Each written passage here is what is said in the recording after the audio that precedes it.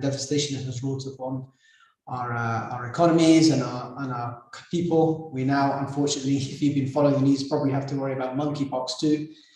I remember actually this morning I was remembering when in 2016 it was considered a really bad year. I remember speaking to colleagues and friends, and we were lamenting the deaths of many famous figures in the world: Muhammad Ali, the boxer, Boutros Ghali, the former Secretary General of the UN, even some famous artists like David Bowie and Alan Rickman. And I remember people were hoping for a better 2017. That was 6 years ago, and unfortunately, since then, every year we seem to be hoping that the next year is going to be better than the one that we just finished. And unfortunately, for the most part, that's not been the case. Nevertheless, one of the most enduring traits of humanity is the ability to learn from these difficult times and to take lessons forwards and to use them to build a better future. And that's the focus of our meeting today. We're going to use the platform of the Asia Cooperation Dialogue to engage in a large-scale exercise in knowledge sharing. Asia is very diverse in every conceivable dimension, including in its experience with COVID. Some of that is because of past experience with SARS. I'm from the Middle East. In our region, we did not have a significant experience with SARS, whereas many of the ACD countries did.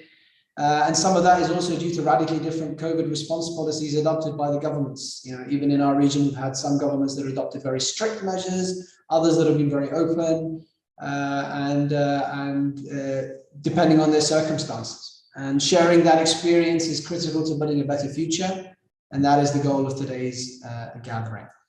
To start with, I would like to introduce His Excellency Dr. Sheikh Abdullah bin Ahmed Al Khalifa, the Undersecretary for Political Affairs, the Ministry of Foreign Affairs, to deliver his introductory remarks. Your Excellency, the floor is yours. Thank you very much, Dr. Amar, Your Excellency, Dr. Porchai, Denivathana, Secretary General of the Asian Cooperation Dialogue, honorable attendees, very good morning and very good afternoon to all. I welcome you all to this intellectual forum, which is being held under the Kingdom of Bahrain's presidency of the Asian Cooperation Dialogue, which this year adopts the theme, The Way to Green Recovery. This pandemic surprised all countries of the world without warning, which represented a qualitative and unprecedented challenge. The world continues to face security crisis, wars, and disasters, and is equipped with mechanisms to confront them. However, this pandemic was a real test of new standards for the strength of states, especially in terms of medical capabilities and the ability of states to manage all aspects of life. Therefore, the major dilemma was how to continue life normally in light of the precautionary measures limiting the spread of the pandemic.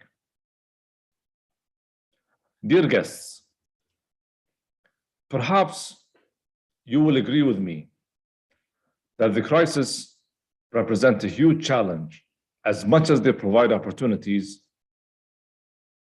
to affirm the capabilities of states, and more importantly, present lessons to be learned. Kindly allow me to shed light on the fact that the Kingdom of Bahrain has been able to counter the pandemic by taking early precautionary measures under the wise leadership of His Majesty King Hamad bin Isa Al Khalifa, the Kingdom of Bahrain, aided by His Royal Highness Prince Salman bin Hamad Al Khalifa, Crown Prince and Prime Minister.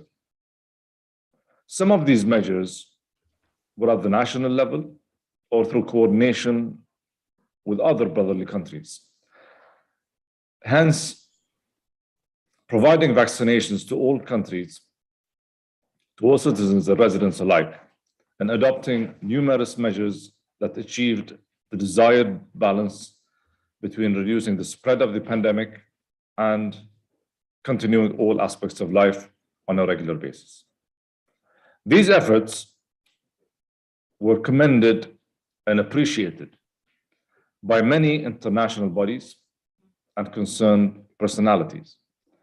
Amongst them is Dr. Tedros Ghebreyesus, the Director General of the World Health Organization. During his visit to the Kingdom of Bahrain in July 2021, where he praised the kingdom's remarkable role in curbing the spread of the virus by taking effective preventative measures. Furthermore, the Bahrain Center for Strategic International and Energy Studies, Dirasat, assumed its responsibilities during the pandemic, integrating with the national efforts through preparing periodic reports and holding intellectual dialogues.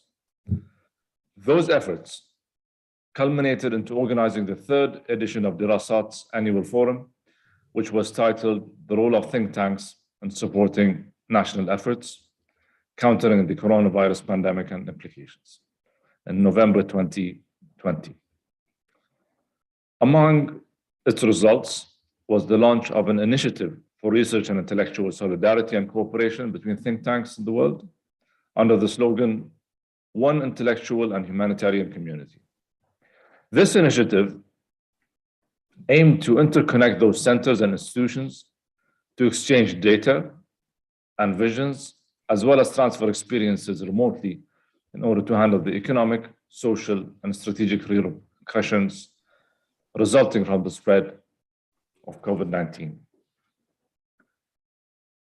Moreover, Dirasat hosted in November 2021 the Middle East and North Africa Think Tank Summit under the theme New Partners and Paradigm in an Age of Conflict and COVID, as well as hosting the Global Think Tank Summit under the theme of Global Trends and Transitions and Think Tanks, Politics, and Policy Advice in the Age of Policy Dilemmas and Disruption.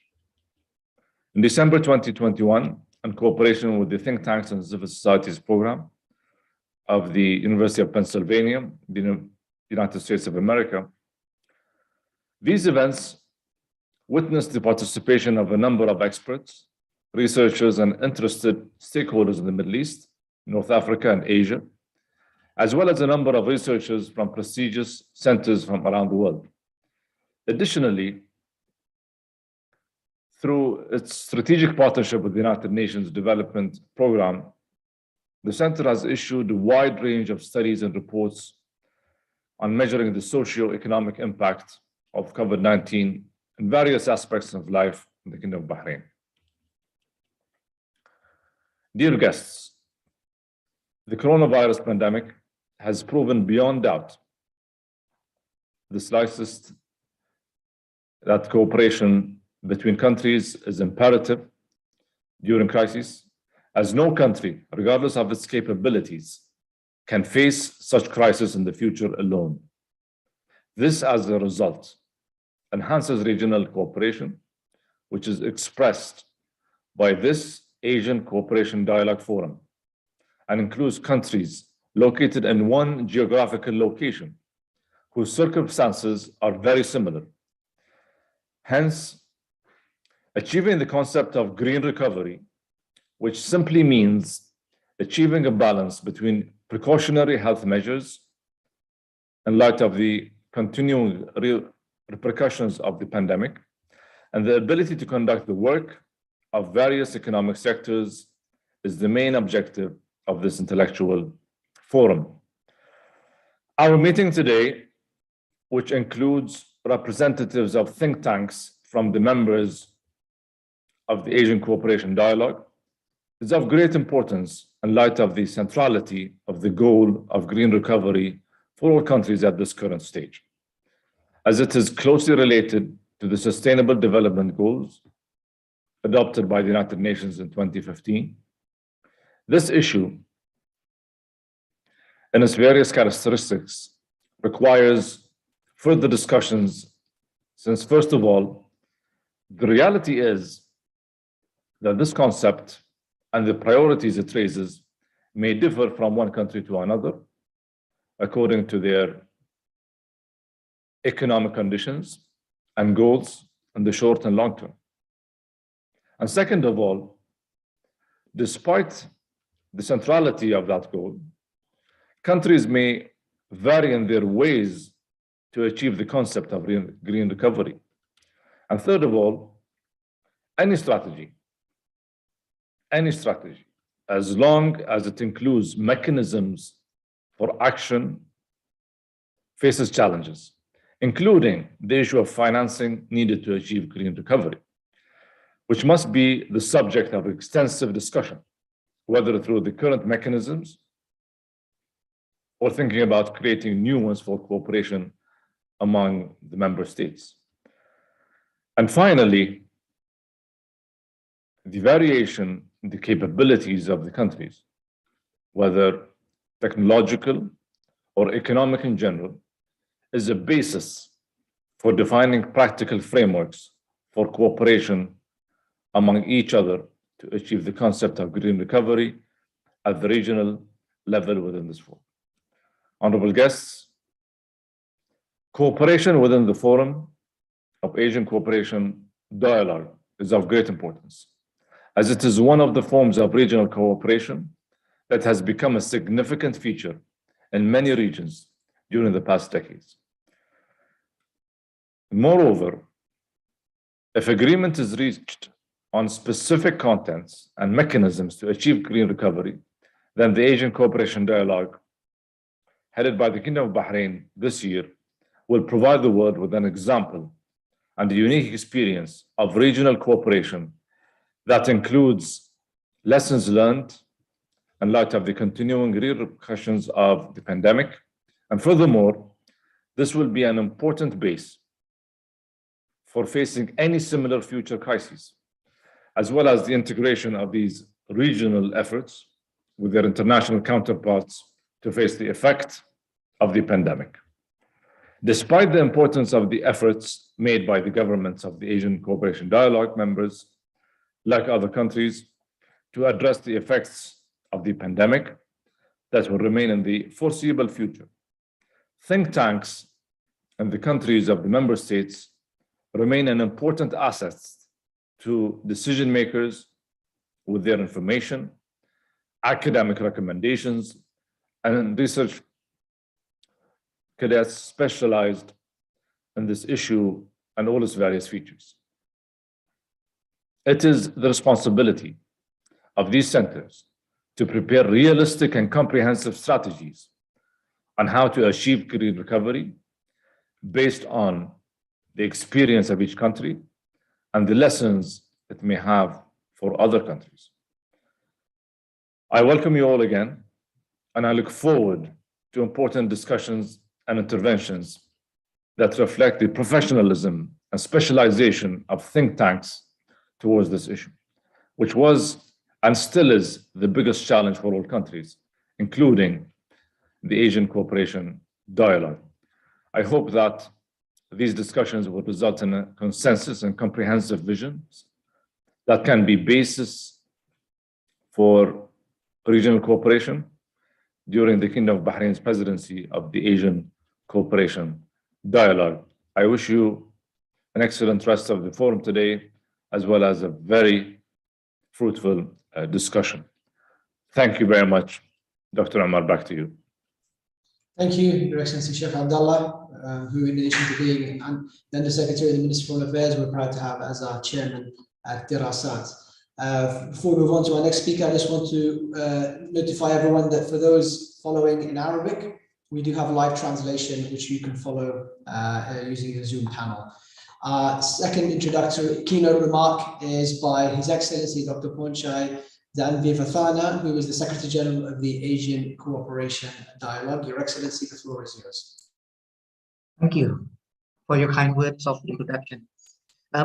Excellency, Ambassador Dr. Sheikh Abdullah bin Ahmed bin Abdullah Al Khalifa, Under Secretary for Political Affairs, Excellencies, distinguished participants, ladies and gentlemen, it gives me pleasure to deliver my remarks at the virtual webinar titled Think Tanks Outlook. The theme of this webinar is in conjunction with the theme Post-Pandemic Green Recovery in the Health Field under the chairmanship of the Kingdom of Bahrain. And the outcome of this conference will be reported and could be further discussed at the ministerial meeting as appropriate. Excellencies, the COVID-19 pandemic has brought about many uncertainties and disruptions, but to look at it on the positive side, it also brought us opportunities to create the new normal, to build a better future and a more sustained economy. The concept of green recovery is perhaps more applicable to our world now than ever. The question we need to consider is how policies and solutions that and the economy while doing no harm to the environment. It is quite a global consensus that green recovery is the way to rebuild economies after COVID-19 while taking into account environmental and social inequality and massive investment required in the areas such as renewable energy, housing, and transport. Transition to the new economy will be a challenge for every country, whereas the new normal needs to be observed. Within the ACD framework, the 6 pillars of cooperation, particularly inclusive sustainable development, are in line with the UN 2030 Agenda for Sustainable Development, in which green recovery is included. ACD Blueprint 2021 to 2030, adopted last year, also takes into consideration the issue of green recovery. In my view, green recovery encompasses clean and green recovery, while emphasis is made on the environment, which is labeled as green. I think this is also related to food security, which is another matter that deserves serious discussions. To further elaborate, in regard to science, technology, and innovation, or STI, which is one of the 6 pillars, members agree to promote renewable energy storages and supply chain for both renewable energy sector and battery manufacturing, green agriculture, precision agriculture, protection of biodiversity and resilience of agri-food system, and digital education in the ACD region. We leave the issue of implementation to the working group, prime and co-prime movers of each pillar to come up with action and measures for effective implementation of the ACD blueprint. It shows that the concept of green recovery can be seen in many aspects of our priorities collectively and could be adapted to the national policies of ACD member states.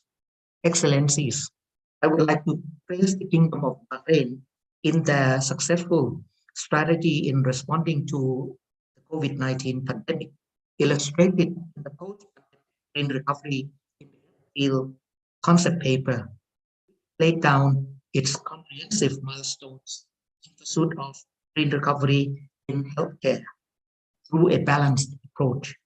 This is an excellent example of how an individual country could do, whereas this action could be enhanced and shared with others through multilateral cooperation like the ACD grouping.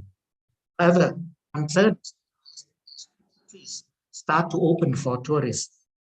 I'm convinced protocol for travel restrictions during the post-pandemic will be in effect for the new normal in many countries.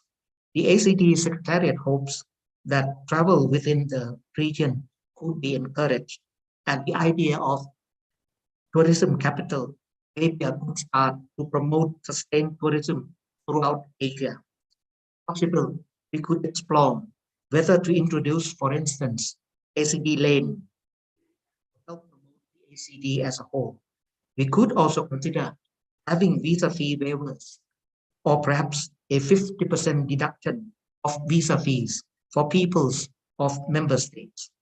Excellencies, I hope the ACD would be a stage to multilateral cooperation to encourage member states to collectively work together for a greener environment and economy. Please allow me to extend my sincere appreciation to the Bahrain Center for Strategic International and Energy Studies for the invitation extended to me and for hosting this virtual webinar. I hope we have a fruitful discussion in the next 2 days and bring back lessons learned for practical implementation in the future. Thank you very much. Thank you, Your Excellency. Speaking of the opening for tourism, I noted Thailand recently opened for tourism, and one of my friends was posting some nice pictures on Facebook of his trips to Thailand. So hopefully the Thai tourism sector can return to its former glory at the soonest. A few notes on the format of today's meeting. We're going to have now 3 sessions without breaks. Each session will be 45 minutes long, and we'll have 3 speakers. We will definitely have time for questions and answers during each of those sessions, and you have the format option of using the Q&A or the chat. The Q&A is probably more likely to catch my attention than the chat, so I'd appreciate if you use the Q&A for your questions. And with that, I would like to start the first session, which will be on global challenges towards green recovery. Our first speaker, whom we're very fortunate to have, starting on the west side of the Asian Cooperation Dialogue, is Dr. Ali Polat, who is an associate professor and vice head of the Department of Economics at Abdullah Gül University in Turkey. Dr. Ali, the floor is yours. Thank you very much, Dr. Ömer. Before I share screen, let me just thank you for the Darasat and ACD for making this event and inviting me for today for this very important and timely discussion. I will just very quickly share my slides. I should warn you, Dr. Abdullah, unfortunately, our third speaker in this session is unable to join us due to unforeseen circumstances. So I will be asking you and Ali a lot of questions. So prepare yourself for a grilling. So let me take my time then. So can you see my screen? Sorry. Yes, we can see everything. Thank you. Thank you very much.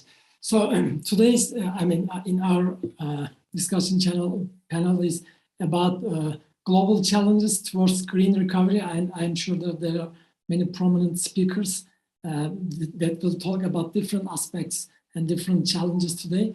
What I want to do is, based on my expertise as well, I want to take attention for the behavioral challenges that we may face through this, especially the net zero emission target. So we know that human behavior is important and integral to both causing the climate change in the first place. I mean, we are the ones who started this climate change, but this also provides us an opportunity because it will help us maybe to respond and adapt to the climate change and especially the green recovery. So in that sense, we should not only focus on governments, industries, and institutions, which are very important. We should focus these kind of players, but we should also focus on individual behavior, which will drive the change for our target as well. So I don't want to go into technical details in this one and the next slide, but I just want to convince you that without a behavioral change, it is very hard to achieve the net zero emission target that we have to make to happen. Otherwise, we have very limited time to, in a sense, overcome this problem in the climate change.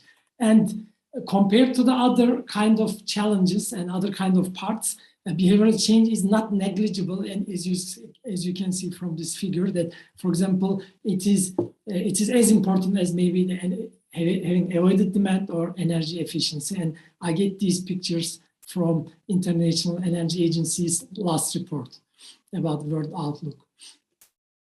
Now, before I start discussing about possible policy actions as well, I want to just point some important element about the definition of what I mean by behavioral change. Of course, when we say behavioral element, we mainly mean and we conceive first consumer action. And this is okay because this is the main element. But with that, we need to also include considering individuals as members of communities, organizations, and citizens, especially, who can influence policies, of course. So this is my personal point of view, maybe, but I believe people also will have this same mindset. the bottom line in all this discussion is sometimes overlooked, but it is the consumption. I mean, we have to maybe limit our consumption, and even we may have to sacrifice some of our comfort level, which is of course not easy to change people's behavior. So we know that, for example, according to the forecast, by 2050, we expect that 2/3 of the population will be living in cities. This is a big problem because cities are expected to contribute to 70% of the emissions, in total emissions. So which implies that we somehow need to change our behaviors, and it has to be fast, by the way. So related to the green recovery, fitting this all discussion into the green recovery picture, of course, when we talk about policy interventions, we are interested in how we intervene. This is one of the most important elements. But also, when to intervene sometimes matters. And in that sense, I believe, and as stated in the beginning, the pandemic can present interesting opportunities for us to change our lives. So, for example, during the pandemic, all of us, both individuals, governments, institutions, we realized that we have to take a coordinated action. I mean, of course, our individual actions matter, but coordinated action is a very important element. And we all understand through the pandemic that the problem is a global one, because the pandemic is itself started as a health issue, but it becomes a pandemic because of, for example, globalization and fast movement. I mean, fast movement of individuals between different places. So, for example, this cannot happen maybe 3 centuries back. So in a sense, we cannot simply delay the problem. This is the main point. And the pandemic also provides us an opportunity because we learn that we can change our behaviors if we really want. And tackling to this issue as an economist, I want to also discuss the time inconsistency problem here, in a sense, present bias, which is very well documented in the economic literature and discounting. So the idea here is, as individuals, we of course live in shorter horizons compared to the, in a sense, size of the problem. So in a sense, maybe sometimes we need to ask individuals to sacrifice some utility, present utility, in exchange for a future utility, and this is an uncertain future, of course. So, and there are many studies. I will just cite one of them. In one study, for example, over 3,000 respondents in, of course, different countries, 18 different countries, they get the answer that people expect that environmental conditions become worse in the future, not today. So in a sense, this is a very good example of a present bias in the literature, because then people have a tendency to procrastinate the problem so that we can change later, not today. Also, in the same study, the participants of 15 countries, so in a sense, like big portion of the total respondents, believe that environmental conditions are worse somewhere else, not their own hometown. This also presents a discounting, it's called geographical discounting, which will create a challenge. So coming to the policy kind of issue, what should we do? Of course, we talk about macro policies, and they are the most important element, but my focus will be on the micro issues. So in that sense, maybe we can borrow from the behavioral economics, behavioral public policy literature. There are nudging policies there. Mainly the idea for nudges are something like that. The policy aims a change in the behavior without restricting the options. So the idea is it's different than regulation, so that it is, in a sense, people are directed towards behavior.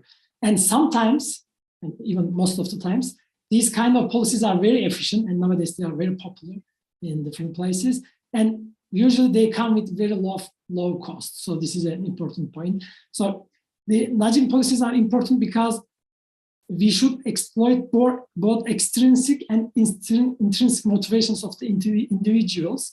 Extrinsic motivations are like conventional incentives we have, like economic incentives, but we should also include behavioral bias, such as default bias, which is extensively used in the literature. I will just give some examples. I don't want to have too much specific details about the policies, but just even very small changes can help people to check and balance their behavior. For example, assume that you are getting a bill for your, I don't know, energy consumption. In the bill, if you have like the comparison between your consumption and your neighbor's consumption, maybe the average, in a study, they find that this have a significant effect. Okay, so in a sense, people adjust their consumption. Not only that, in some other studies, they find that providing real-time consumption data may help to adjust people's behavior. And of course, this is an important element. I just want to add like extra issues about these nudging policies. We know that usually small probabilistic events are undervalued by individuals. This is a well-known, well-documented evidence in the experimental economics literature. And how we can deal with this problem is, this of course forms a challenge. We can use this salience bias utilized for nudges. For example, we can frame the problem in a more salient way so that people may have more awareness for especially the extreme weather events nowadays. And there are many different examples. I don't want to spend too much time on it. But regarding the policies, before having the discussion here, I want to mention that having policies is very important. Maybe even second best policy is sometimes very important. But what I am saying here is like in search for a first best, in a sense, optimal policy. Because sometimes in the policy area, we of course focus on knowledge and experience, which are very important, but there are different studies showing that these knowledge and experience, which are usually assumed to be key for adaptation, sometimes are relatively weak related to adaptation. So we need to, in a sense, like the bottom line of my whole presentation is in this last point, is we need an interdisciplinary approach for policies interventions because there are behavioral challenges. We need to use both like conventional policies, nudging policies, adding, removing options into people's like decision set. And of course, we should use every possible tool. If I have a time in 1 minute, I will just talk about another related challenge, which is cooperation. Of course, today, I'm sure that we will discuss about the problem of cooperation, but I will focus this issue in the, again, individual perspective, because again, from the literature, we know that there is good evidence that people are mainly conditional cooperators. I mean, most of them, not everybody, of course. But this also creates a challenge because then the cooperation can be easily sabotaged by free riding incentives. So we have to be careful about this issue as well, so that people should trust the cooperation. So this is the end of my presentation. Thank you very much for your time. Thank you very much, Dr. Ali. This is, I have to say, I apologize to the participants in the other sessions, but this is the best session because it's all economists. Ali is an economist, Dr. Ali is an economist, and I'm an economist. So this one gets the biased treatment. As I mentioned earlier, unfortunately, our third speaker today, Ms. Aparna Roy from the Observer Research Foundation, won't be taking part because she had an unforeseen emergency. But we're very fortunate to have as our second speaker today, Ms. Alia Al-Awadi, who is a researcher in the Economic Studies Department at Trends Research and Advisory from the United Arab Emirates. Ms. Alia, the floor is yours. Thank you. Thank you so much. Yeah, I'd like to begin by thanking you all for organizing this conference. And on my behalf and on behalf of Dr. Mohammed Al-Ali, the CEO of Trends Research and Advisory, I'm really honored to be here today.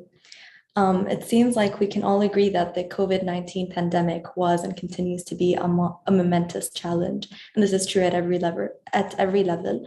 But it is particularly true, I think, at the earlier stages of the pandemic in early 2020, when it seemed that almost every aspect of our lives came to an immediate halt.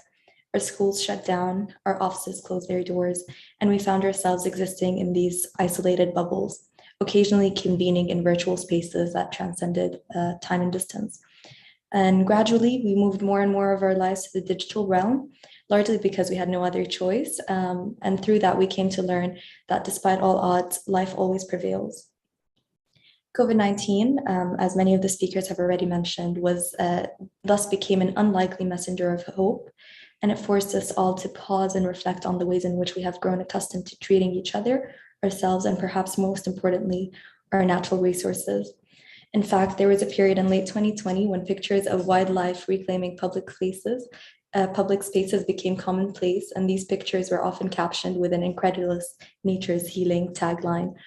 So it's clear that many governments around the world have since shown an interest in maintaining the momentum, with a recorded 61% global increase in the budget allocated to eco-conscious recovery measures since the onset of the pandemic. And this amounts to 33% of total recovery spending, according to the OECD Green Recovery Database. It is all the more revealing that we have the space today to constructively dissect the challenges and opportunities posed by the COVID-19 pandemic to a green economy and a sustainable future. Yet it can be argued that most of these environmentally positive recovery efforts came in the form of green stimulus packages, entailing funding for largely two things. The first is jobs, and the second are non-combustion transport alternatives. So focusing on jobs, in Canada, the green industry grew by 5% in 2020, according to the Environmental Careers Organization of Canada, with around 10,000 jobs being created to clean up abandoned wells and pay companies to reduce carbon emissions. In Pakistan, the newly unemployed were put to work, planting trees in rural areas as part of the 10 billion tree drive. And this created 85,000 jobs as of February 2021, and it is aiming to create 200,000 more. With regards to non-combustion transport, in France, electric vehicles and other non-polluting modes of transportation, like cycling, were heavily promoted by the government. In fact, as of December 2021, the French Parliament decreed that all car ads must disclose the vehicle's CO2 emissions while explicitly promoting environmentally friendly modes of transport, either walking, cycling, ride-sharing, and public transport. And not only that, but in a survey conducted on the French public in 2018, already then, around 80% of the respondents were in favor of implementing pro-bicycle campaigns. By 2021, the mayor of Paris announced that they are investing 250 million euros in improving cycling infrastructures in Paris to turn the city into a cycling city by 2026. I can go on with the examples. In China, they rolled out a series of cash subsidies and tax exemptions to electric vehicle owners, as well as 2.5 percentage point VAT reduction on secondhand cars in order to combat a dwindling electrical vehicle industry in the nation. This is as a result to COVID-19. But like I said, these are just a few samples of the numerous eco-friendly initiatives inspired by the pandemic. Examples of similar initiatives abound across time and geography, many of which even predate COVID-19. Yet it seems like we are not quite living in the sustainable future we imagined, and that warrants closer investigation, not only because more and more funds and dollars are being poured into this environmental cause, but also because our wildlife and natural resources stand threatened by our current way of living, as Dr. Ali mentioned. And so after thorough research, it seems to me that there is no shortage of funds that blocks a prosperous green economy from coming to fruition. After all, in September 2021, the budget allocated to environmentally positive measures globally increased to just over $1 trillion. While it is always commendable, of course, to invest in environmentally positive endeavors, the goal is to develop an infrastructure of industry that is sustainable, both in the environmental sense and the economic sense. Funding alone will not achieve our objectives. Rather, it seems that the two main obstacles of attaining that green future are: one, a lack of innovation, and two, a lack of commitment to the cause. And so allow me to begin talking about the first obstacle, which is innovation. Even before COVID, in an OECD paper published in February 2019 for the G20 ministerial meeting on energy transitions and global environment for sustainable growth, innovation was recognized as a fundamental factor in facilitating a successful transition to a cleaner global environment. And innovation was also regarded as a main source of modern economic growth, and those are direct quotations. Defined as the creation and diffusion of new ideas, innovation was further stressed in all industries, from developing green technologies to harnessing the power of AI, as well as leveraging the convenience and opportunities afforded by the Internet of Things, as well as blockchain technology, all the while leveraging those affordances with the environmental consequences entailed in powering these technologies. And so, however, in light of the disruptions caused by the pandemic, innovation took center stage as all sectors at the governmental, private, as well as the individual level, all of us were forced to come up with ingenious ways to carry out our functions in a dysfunctional world. Indeed, innovation has become more essential than ever in delivering a global impact that is both sustainable and self-perpetuating. So innovation towards a greener economy would not only shift the global production possibilities frontiers forward, but it would also create ample opportunities in industries that are directly connected to the environment, as well as industries that are not. Let's take the example of Masdar. Masdar is a UAE-based company that is at the forefront of the global green recovery. And it exemplifies how truly transformative and innovative research and development is once it is applied. The power of innovation is particularly demonstrated through Masdar's industry-sponsored R&D that addresses real-life industry challenges to come up with practical, implementable, and scalable solutions. And we can take it as an example, the Masdar's Air-to-Water initiative, which is in collaboration with Zero Mass Water. And this initiative aims to convert water vapor into drinkable water through a solar-powered device. Masdar has a lot of other notable R&D initiatives spanning mobility, agriculture, and AI, but it's particularly Masdar City, Abu Dhabi's planned and approved R&D cluster, and which is home to over 900 cutting-edge companies, both homegrown and international, that truly demonstrates how revolutionary applied R&D can be. And so now moving on to the second obstacle, in my opinion, which is commitment. And let's talk purely statistics. It is excellent that 33% of the COVID-19 recovery plan consists of environmentally friendly endeavors. But what about the remaining 77%? Well, how are we overlooking that? While environmentally positive spending was reported to increase to about $1 trillion in September of 2021, environmentally damaging spending also increased in tandem to more than $680 billion. And this figure in itself is not inclusive of environmentally ambiguous spending, but we can all imagine what that would look like. Moreover, governmental oversight and intergovernmental cooperation is necessary to bring the fruits of research and development from abstraction into fruition. It is clear then that the function of governance becomes paramount in the following two ways. First, it is under government's mandates to ensure that the proper implementation of innovative R&D towards a green economy. And this is true at both the country level, but also in the international arena. And this is where international intergovernmental institutions like IRENA, Global Green Growth Institute, and the UN Development Program, amongst others, become increasingly important. After all, nature does not recognize national borders, hence its retaliation to our exploitative use of its resources will not either. So we need to work together. And the second thing is, it is government's collective responsibility to be truly committed to the innovative outcomes of R&D, putting these innovations into practice, irrespective of any other considerations. To truly transition into a sustainable future, environmental consciousness and conscientiousness should be at the top of the agenda for all governments, as threats to our environment necessarily pose threats to our existence. So yes, the pandemic was and is definitely challenging, but out of adversity comes opportunity, and it is an honor to be invited amongst my esteemed colleagues here to flip the narrative around COVID from one of despair to one of hope. And it is my hope that we can all leave this conference with an actionable plan to construct a green economy for generations to come. Thank you. Thank you very much. Those are two very positive outlooks on the green agenda, but I'm going to play devil's advocate here. I'm going to ask you guys some more probing questions. I'll start with you, Ali.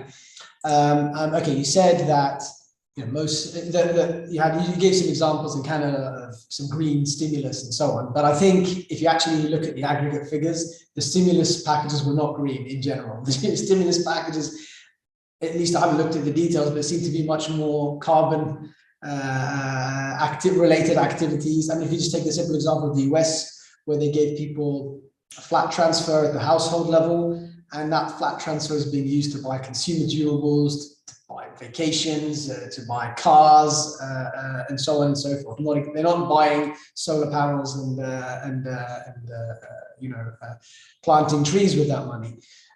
So I mean, and actually, if you take the stimulus bill, and I know this is the ACD and is not the US, but we just use the example of the US. But if you take the example of the US, they even tried to pass, a massive stimulus which included, green-leaning policies, and it was blocked by left-leaning politicians. I believe it was the West Virginia Senator Munchkin, I think, who blocked it again due to coal interests. So, I mean, do you think? I know you gave some figures. Okay, so fine, it's $1 trillion, but for me, it looks like the direction is still towards, in some heavy sense, carbon-rich activities. What's your response? Absolutely. No, you're absolutely right. To be clear, I was completely basing my statistics on the OECD recovery database, and those were the figures that were reported. But you mentioned a point which I kind of come into at the end, which is commitment. So it's the issue isn't really the funding. The governments are rolling out those stimulus packages. Whether they're abused by consumers is another issue.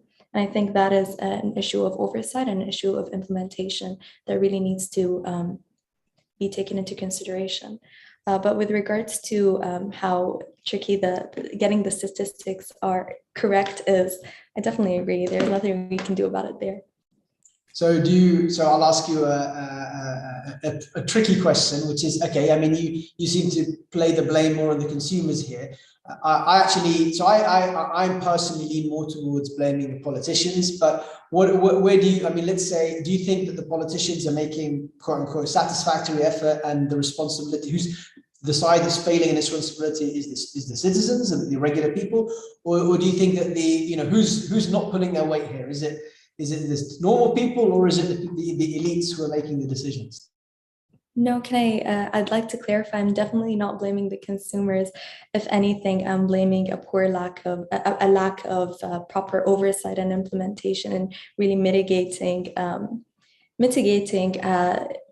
giving them affordances with how it's going to be carried out. And I think Dr. Ali might be more equipped in answering how those behavioral aspects should be addressed.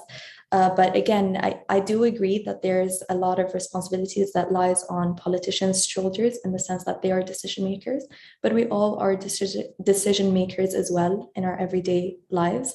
Echoing Dr. Ali's presentation as well, we have the choice too. So with regards to blame, I don't think it's really constructive to lay it on anyone, in particular any group or segment. It is all our collective responsibility to really shoulder this responsibility together. And I don't think we can highlight constructively gaps that we should be targeting to overcome in the future. For example, the two things I've mentioned, commitment and innovation, but I don't think it is a worthwhile endeavor to blame consumers or politicians. Thank you very much. By the way, if you have any questions, please feel free, anyone, to put them in the Q&A, and we'll come to them shortly. But first, I have to pose some stern questions to Dr. Ali. So, I mean, look, you made the argument about nudging. Okay, you're an economist. Okay, I think you're trained to think incentives before nudges, I think, let's take the example of these, social comparison nudges. I have colleagues who've run these experiments, for example, when they send water bills and they tell you this is your water bill, and this is how much your neighbors have been consuming, and this, this has an effect. This sort of social shaming effect makes people consume less. But under the ideal circumstances, when when it's deployed, in a drought and everyone's feeling conscious, you get something like a 2% decrease in consumption, even if it's statistically significant and robust and so on and so forth. It's still only like 1 or 2%, and it's not going to be enough, to stop the world burning if what we're seeing is. So I mean, I actually think that nudging, fine. I'm not against nudging, but I would say that having the public discourse emphasize nudging is putting too much weight on a false hope and not making people realize. So it gives people the impression that they don't really need to change much, and you can do these little tricks without really making a big sacrifice, and you'll be fine. But really, I think that we have to make a big sacrifice, and focusing too much on nudging is going to be counterproductive. What's your response to that? Thank you. Actually, you made a very important point that as we economists, we know people respond to incentives. So I agree with that on your point. So the thing is, actually, what I was trying to mention in the PowerPoint slide is, with conventional policies, we should. I completely agree with you. Nowadays, especially in the public policy area, we see minimum nudges, and sometimes they are, in a sense, overrated. I agree with that point, that their effect is sometimes overrated. But what I'm trying to say here is, especially in the public policy discussion, and especially, for example, like what has been discussed in Glasgow and other places.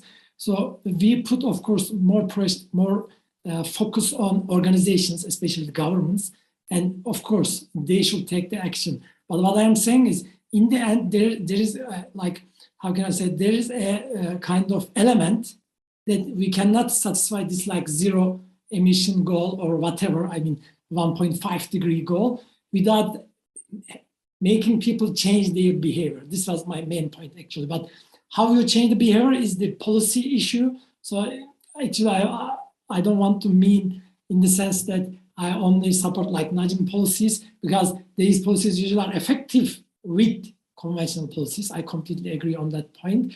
But my main point is, you are expert in this literature as well. So sometimes this, like, how can I say, this kind of behavioral issues, behavioral elements included in the conventional policies may give us maybe first best solution. I don't know. I'm just like having a theoretical argument in my mind. But of course, it's always better first start with the main conventional methods, because as you mentioned, for example, it's a very good example. When prices are increasing, especially like gas prices in Turkey and all other places, people are more careful about their consumption rather than comparison with the neighbors. Of course, I care about my bill first.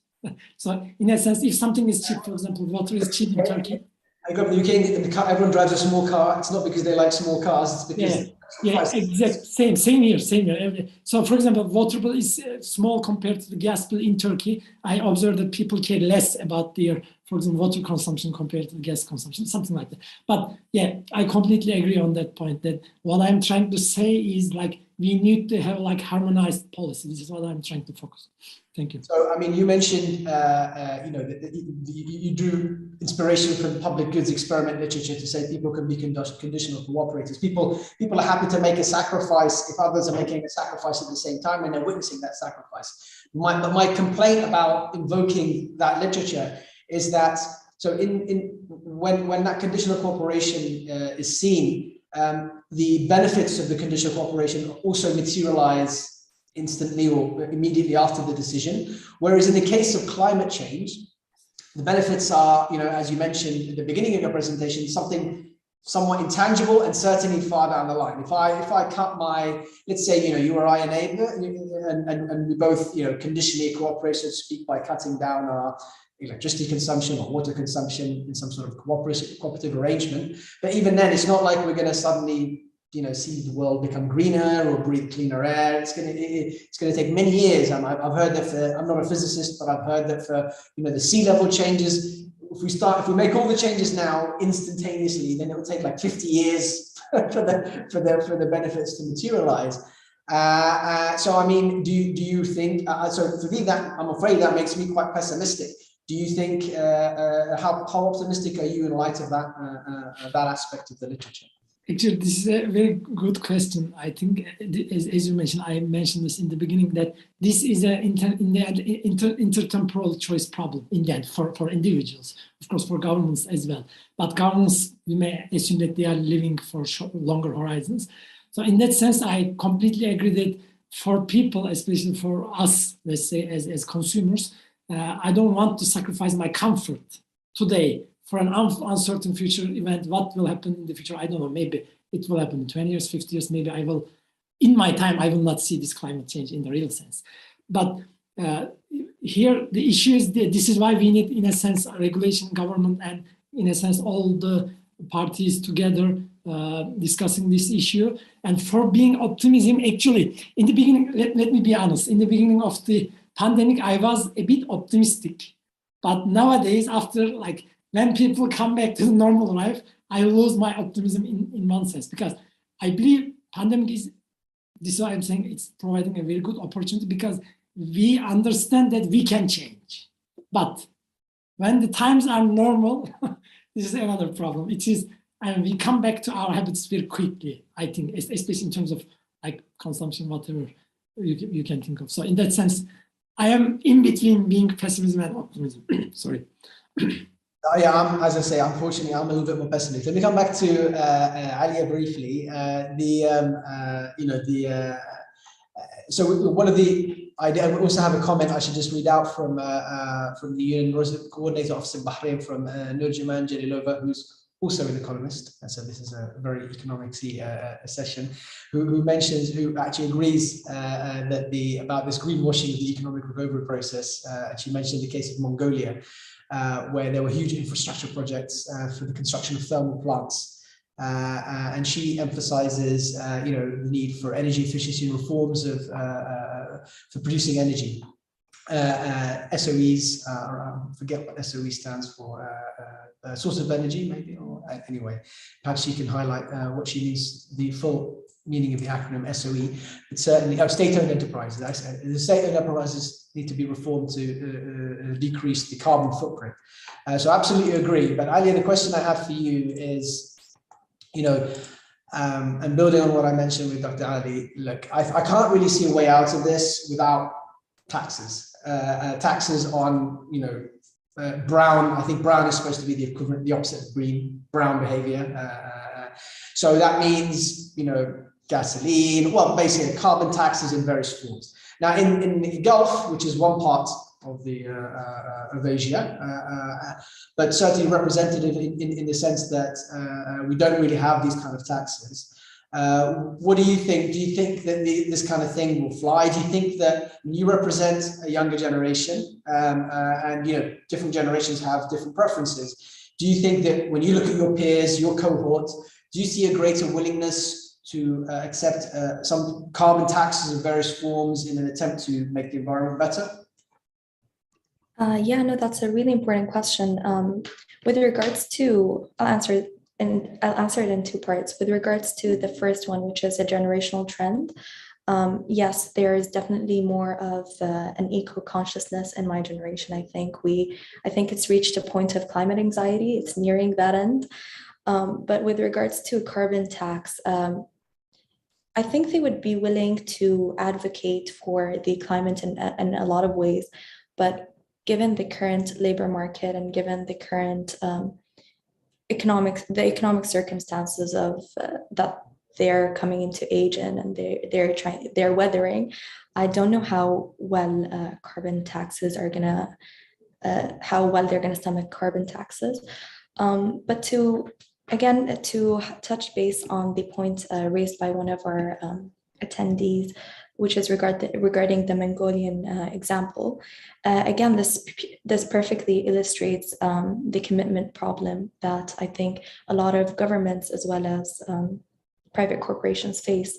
You can't in one breath advocate for the economic cause while still doing things that damage it. It has to be, for us to reach a green economy, I think it has to sit at the top of all of our agendas.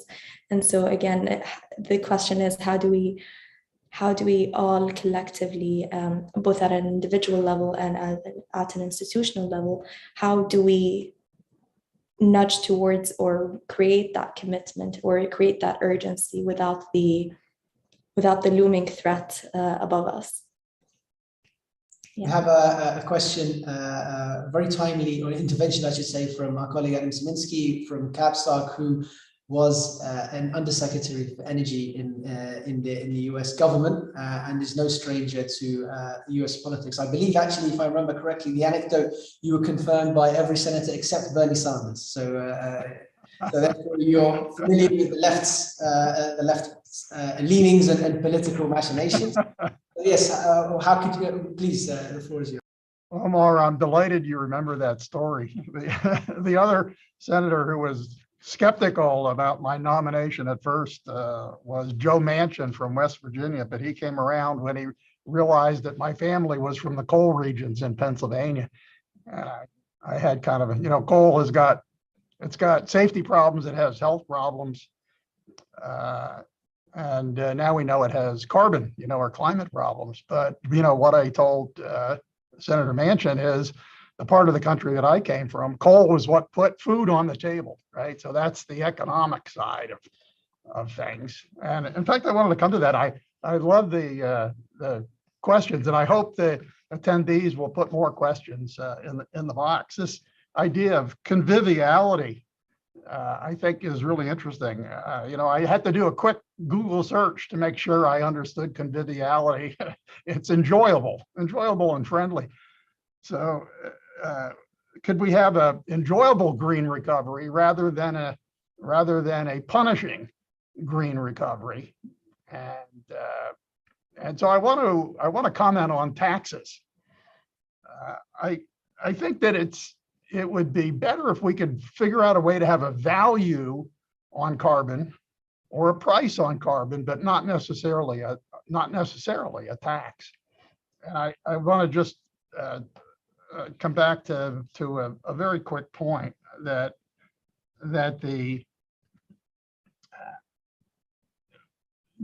we clearly want to have a green recovery, but we don't want to do that at the expense of trying to force consumers to accept something that they're reluctant to find. So I'm going to just end up with the idea that what we really need is lower costs for green technology, right? If we had lower costs, then it becomes attractive for consumers to do it. You don't have to educate consumers to do it. You don't have to beg them to do it. They'll do it automatically because they'll see themselves as being better off for it.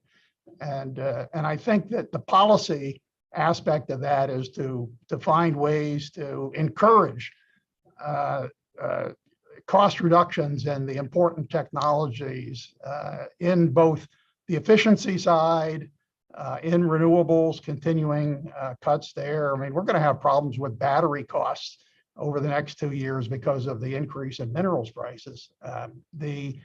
So we need to find ways to cut costs. Carbon capture and storage, direct air capture, green and blue hydrogen, drive those costs down, make it attractive for consumers, focus on emissions and not necessarily the fuels. So thanks for letting me comment, Omar. Yeah, so I mean, in my Twitter feed, which is pretty much bifurcated between economists and non-economists, the economists have long since given up on any sort of nice, the only good way they can see out of this crisis, for the ones who believe there is a way out of it, they emphasize, as you say, technological solutions. And they say, look, stop wasting time. The taxes are probably potentially effective, but they're politically unacceptable. And so it's not likely that anyone's going to, the coalition is going to, a political coalition will form. And so rather than, wringing our hands and complaining about, people, taking flights and doing whatever it is, or using coal plants and so on, we should just be putting all our resources into, developing better technologies. And we've seen, and Ali mentioned some of the interesting ones in Masdar at the moment, and that's just one area, one cluster where these kind of things are happening. And hopefully, my hope, if I can see one day out of it, that would be the most likely way. If you want to see a parallel for why I'm somewhat pessimistic, it's public debt. So public debt problem is somewhat isomorphic to the problem of climate change, because in public debt, the sacrifice again is collective, just like Ali said. And again, just like climate change, the benefits are further down the line. It's younger generations who are going to pay the price if you don't pay back your public debt. And to be honest, looking at the experience of all the rich and in effect, and advanced economies in the world, nobody seems to have developed an appetite, politically speaking, for tackling public debt problems. I remember in the 90s when Ross Perot ran for elections against Bill Clinton in the US, one of his major elements of his platform was, I'll pay off the US public debt, and it didn't help him at all. Nobody's interested in that. And actually, when Bill Clinton in his second term the US economy had some ridiculous surplus and had the opportunity to pay down the public debt. And that was something that was advanced as a potential policy. And that option wasn't taken. And obviously you've seen in the case of the European Union, how many countries have had problems with public debt. So all these things don't fill me with too much optimism. My hopes are on a technological solution, but things may change. We have a question from Nurjamal Jalalova. Given the current spikes in commodity prices, especially fuel prices, is it a good idea to tax already expensive fuel, and how will this affect low-income households at maybe progressive carbon taxation? So let me put that question to you, Dr. Ali. So if you were in charge, if you were given the unenviable task of advising fiscal authorities on how they're going to tax people, and will be nice enough to say it not given responsibility for the decision, just to advise, how do you think we should do it in order to prevent? I mean, because young low-income families at the moment are already crippled or suffering very heavily from inflation and food prices and so on and so forth. So how would you optimally structure this? So actually, it's an important question as well. So for the tax issue, I believe yes. So as you said, prices are already increasing, and this will affect mainly the low-income households. I think, again, as economists, we should also consider the issue in terms of subsidies as well. Maybe, I don't know, both of them together. We can use maybe both of them at the same time. But the issue here is, again, for example, it depends on the infrastructure as well. For example, if you are, I don't know, talking about the country where there's balanced infrastructure, maybe taxes work at some level. Where there is like infrastructural problems, especially when people commute from work to home or other places, this may really, in a sense, create problem for people's, especially low-income individuals. So in that sense, I think taxation is a very important element, especially in terms of economic theory point of view. But I believe when we discuss all these issues, we need to have like, I don't know, contingency scenarios, maybe this kind of issues, so that in the end, this is affecting especially low-income households in the more problematic way, so that we have to be careful about, in a sense, because economic policy is something like let me summarize what I'm trying to say. Economic policy is like an issue that when you, in a sense, change one thing, it's like not a small experiment. So in a country, when you change something, you have to be careful about other sides. And sometimes, even especially if the policymakers are not careful in that sense, they may create even more problems with changing this policy. So what I'm trying to say is we have to be very careful about these policies, especially, as you said, for the low-income households. Yeah, thank you. Yes, I think the point is, a lot of these policies are conceived in an environment, in what we call a partial equilibrium environment in economics, where we're focusing on a specific sector, and there isn't a full appreciation of when you make these changes, what the impact will be on the broader economy. We have a question from Chetsak Virapat, who is at the Center on Integrated Rural Development for Asia and the Pacific.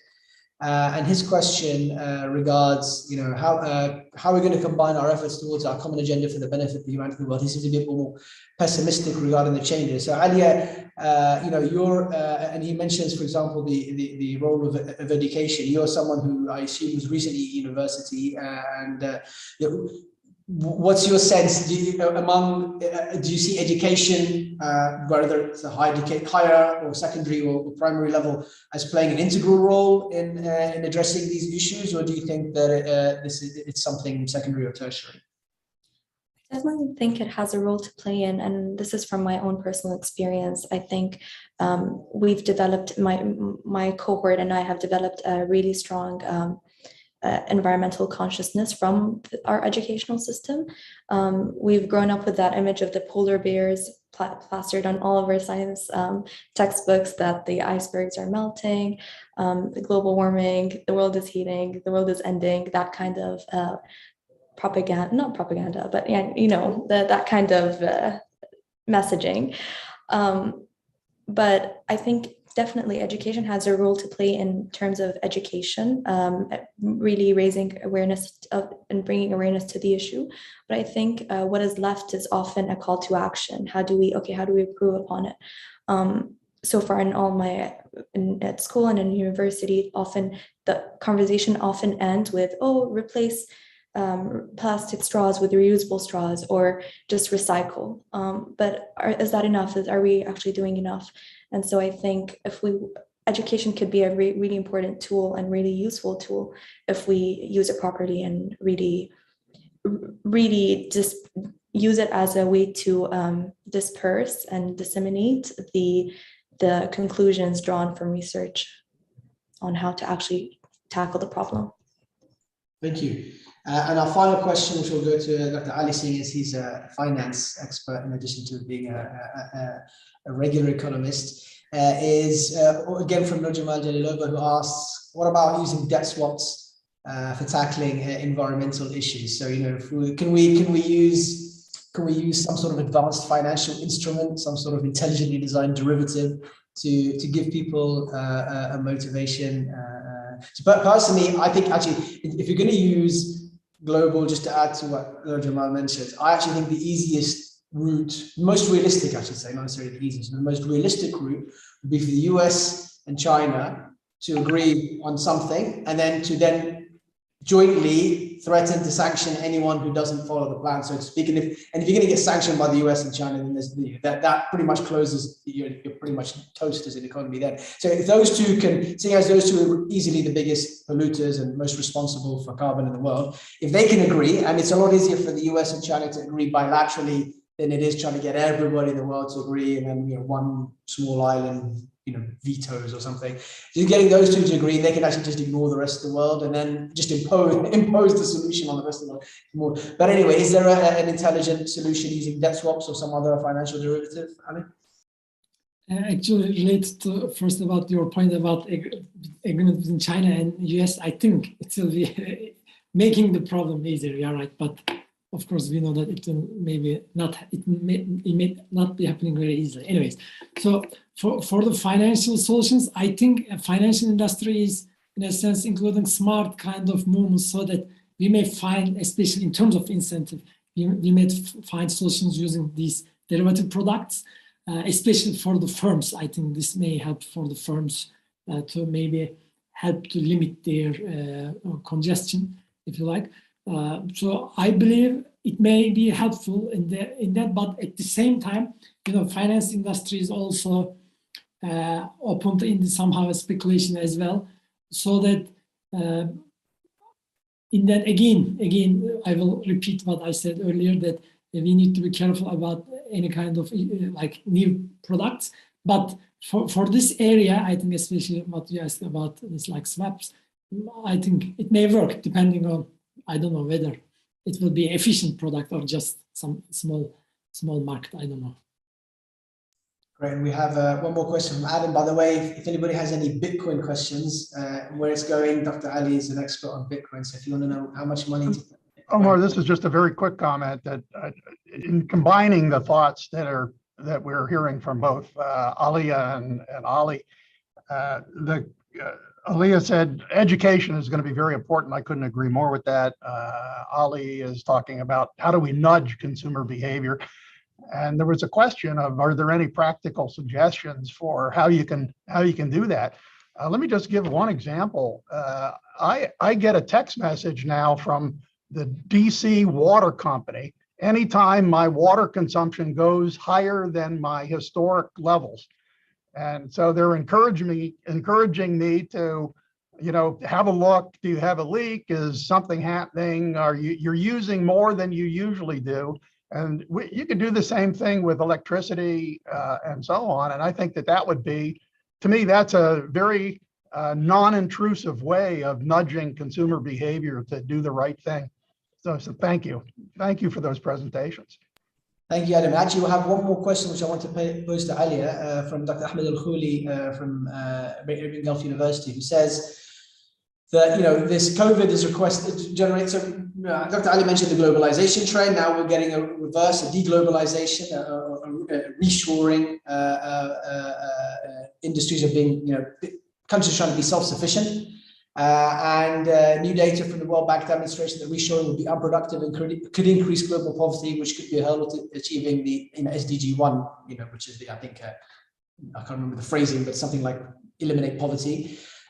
So do you think, are you confident, Alia, that green recovery initiatives can balance this tension between the security-based national security-based motives for reshoring and the goal of eliminating poverty and also of maintaining environmental friendliness? That's a really important question. And I think they're definitely not mutually exclusive, national security and green recovery. In fact, I think ideally we'd use them to go hand in hand, because we cannot really achieve green recovery without global cooperation at all levels. I truly believe that. So I think we should overcome those national security concerns and considerations should be overcome through green recovery and such that we create jobs, we create incentives, we create initiatives that make sure that all communities are covered and hopefully tackle poverty. But yeah, I really don't see them working against each other. Thank you very much. I'd like to wrap up session one. I'd like to thank my our two guests today, Dr. Ali Polat and Ali Al-Awadi, for great introductory remarks and a fascinating discussion thereafter. I invite my guests now, our participants, to continue with us for session two, which is titled The Role of Research Institutions in Green Recovery and Civil Society Engagement. So this is quite a different tact. Spent the last session, insulting governments and insulting citizens for not doing their part. Now, let's talk about something more technical, which is what role research institutions can play. And civil society is actually very important, because if you follow, the environmental efforts across the world, there's a very strong contribution, not just in the awareness, but actually in terms of work coming from civil society entities, and that's something that deserves elucidation, and that's hopefully what we'll do in this session. Our first speaker is Her Excellency Dr. Sheikha Mira Al Khalifa, who is the Director General of the Mohammed bin Barak Al Khalifa Academy for Diplomatic Studies. Your Excellency, the floor is yours. Thank you very much, and thank you for having me, and thank you for organizing this event. I think I have one or two points that I would like to throw for discussion, purely based on, as you mentioned, Dr. Amar, the role of these institutions. I think that if we talk about the discourse specifically and about the role of think tanks and research institutions in bridging the gap between what we see in terms of the government, diplomats specifically, obviously I work very closely with diplomats, but that we see at the forefront of some of these climate change, international organizations, meetings, and so on and so forth, academics, scientists, economists. I think that we have a very important role when it comes to creating a platform for engagement and bridging the discourse, and specifically speaking together and making sure that we also end up understanding one another. I think when it comes to our specific experience in the Academy, one aspect that we saw was successful was incorporating these type of conversations for diplomats. So we had one specific initiative, which was climate and diplomacy, in which we brought in people from the civil service, we brought in people who are practitioners, we brought in scientists and academics, in which they spoke to diplomats from their perspective on green recovery, on sustainable development, on the role of diplomats. And it was very interesting to see that there was a lot of confusion in terms of what roles people play. And I think that that confusion is a starting point for people to understand the role of one another. So I think that specifically we need to look at the discourse. We need to look at more initiatives like this one, I think, that brings in people from various sectors, especially when it comes to government agencies, when it comes to think tanks, and when it comes to being able to understand that type of agenda. I think more specifically, I would like to hear this conversation also evolve about how we could maybe potentially look at, obviously because I work specifically with diplomats, how we look at how we train diplomats to represent a wider audience. I think that when it comes to negotiations, we need to be able to look at a starting point, and that starting point cannot be and that specific platform. It has to be earlier on, and it has to be continuous. And so when we look at the role of, I think, think tanks vis-a-vis civil society, one point could be is to create a platform where there is open discussion, where there is discussion and representation from the government, from various governments, from various fields, from scientists, from economists, and confusing one another, engaging, we'll see a more thorough, I think, implementation when it comes to the policy. So I think that one initiative, as I mentioned, was just a starting point. I think we need to do so much more in terms of also the research outlook. I think that researchers speak one language, scientists speak one language, economists speak one language, policymakers and diplomats speak a different language. And this type of platform brings in people who can engage with one another and being able to reflect together. That's my intervention specifically, and I hope that that is sufficient for some type of conversation. And I'd like to hear from the other panelists and from you, Dr. Amar. Absolutely, and I'll have some questions for you shortly. Our second, thank you for your intervention, and our second speaker is, so I forgot to mention that Dr. Sheikh Amir is in Bahrain, and now we go all the way east to China to welcome His Excellency Dr. Henry Huao Wang, excuse me if I mispronounced that, who's the founder and president of the Center for China and Globalization. The floor is yours, Your Excellency. Yeah, thank you, Omar, for your kind introduction. And so it's a great pleasure to participate in this very very relevant webinar. And so I'm here in Beijing in the afternoon, but I'm really pleased to join this very stimulating seminar. I think the theme of our section, the role of the research institutions in green recovery and civil society engagement, is really highly relevant. And my think tank, it's a non-government think tank that has been ranked top 100 think tank by the University of Pennsylvania. We've been in the top 100 in 4 years in a row, and we are the only think tank in China that has been granted special consultant status by the United Nations. So we are actually very actively engaged in the green recovery and green momentum research studies and reports. And we have about almost 100 full-time research and staff. And so we publish a lot of books and research reports. One of the things we do that we really promoting that is for the climate change and also clean technology, and that is also one of the areas that China is really focusing on. For example, at 2020, the Munich Security Conference, we organized a joint section actually with the Munich Security Conference, and we had the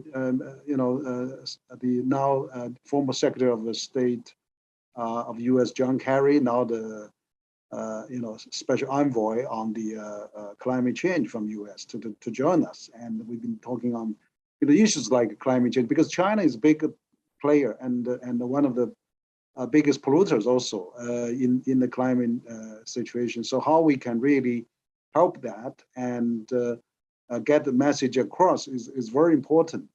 So I think that President Xi has actually proposed that before 2030, China will reach carbon peak, and before 2060, China will reach carbon neutral. So we have to remember not by 2030, not by 2060, it's before. So could be a few years before. We don't know. So that is really important distinction there. And so China is really geared up for that. And I think think tank and the community has to do a lot of things. We do a lot of report as well. And for example, recently we just published a book by Springer Nature on the international publications. It's called Consensus of Conflict, China and Globalization in the 21st Century. The book was published before the Ukraine-Russian conflict. And it's really, this world has been, prioritized by, issues like climate change and infrastructure, poverty alleviation, which is all we have been touched upon in this book. Yet you see, we still got this conflict coming up. It's really a big surprise, and I think it disrupted the global economy and really make things very, very challenging for all of us. So I think it's important that think tank still keep the focus on those the issues of the big picture. We are already 77 years after the Second World War, and so the first generation of the Bretton Woods system, World Bank, IMF or WTO, are still, there, but we need to upgrade. We need to really support. So China has launched this Asia Infrastructure Investment Bank, which is AIB. So I think it's really important, as I was talking to Larry Summers, former chief economist of World Bank. Basically, he was saying, that we should strengthen the development banks, like World Bank, Asian Development Bank, African Development Bank, and of course AIB. Maybe we could really work on the infrastructure on climate change, because that is the biggest consensus we are having now: infrastructure and climate change. Even China and US had a climate change agreement last year at the COP26. And this today's in Davos, Secretary Kerry and Chinese Minister on Environment, Minister Xi is there. So they will meet and talk. So I think that is the area we should really focus on. I know that we have many other conflict. We have many other proposals being proposed. President Biden is visiting Asia, just finished that. But we hope that maybe there'll be less some security alliance or military alliance. Rather, we could promote more economic alliance. Like China was really promoting Belt and Road Initiative, promoting China-African Cooperation, promoting China-EU Investment Treaty. China joined RCEP, the largest free trade agreement. China is applying to join CPTPP, and China is joining the DPA. I'm even thinking China can join this newly proposed by President Biden Indian Pacific Economic Framework. Why not we all focus more on economics rather than on the security and military, which is make the world more dangerous. So that's something I think tank is really keep talking, and also on the civil society front, we're doing many things. China and Globalization just launched the Global Young Leader Dialogue Forum, which is we're going to have it this year again, and we have been very well attracting over 200 young talents and people around the world, and from 50 countries. We hope that we continue to do that, and also we CCG, my think tank, is also very active on the global governance. I was at the Paris Peace Forum spring meeting yesterday. I'm serving on this Paris Peace Forum steering committee, and also we also care about young people's education. I'm also on quite a few universities board, and but also I think that we could do more to really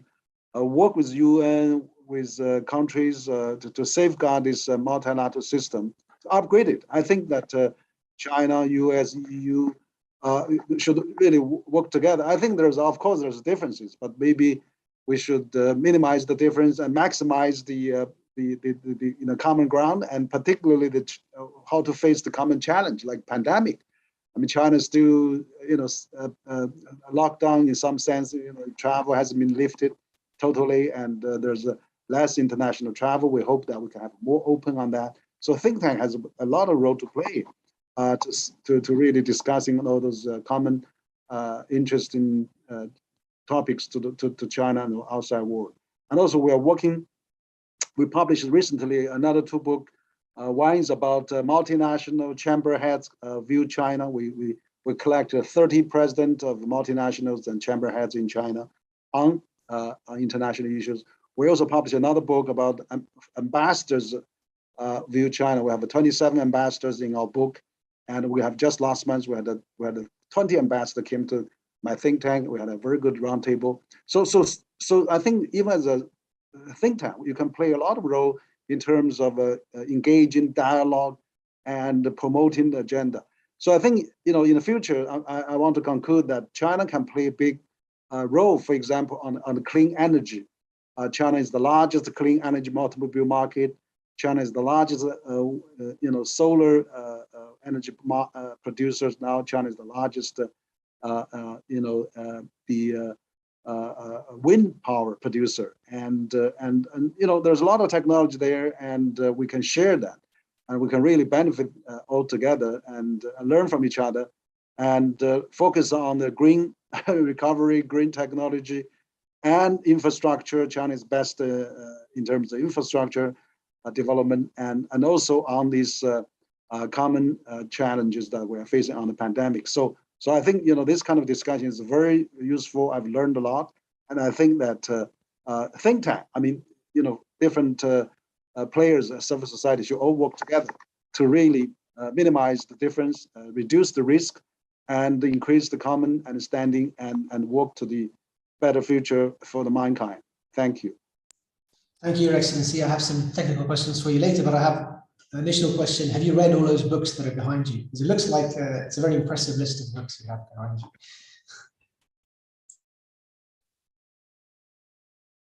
So with that, I'll move on to our third speaker, who is from Kuwait, from the Kuwait Institute of Scientific Research, and he's a research scientist by the name of Dr. Sultan Al-Salam. And I think you're traveling at the moment. You're not in Kuwait, is that right?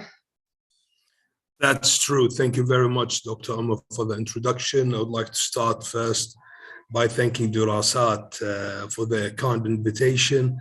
Of course, for the patronage of Dr. Abdullah Al Khalifa and Professor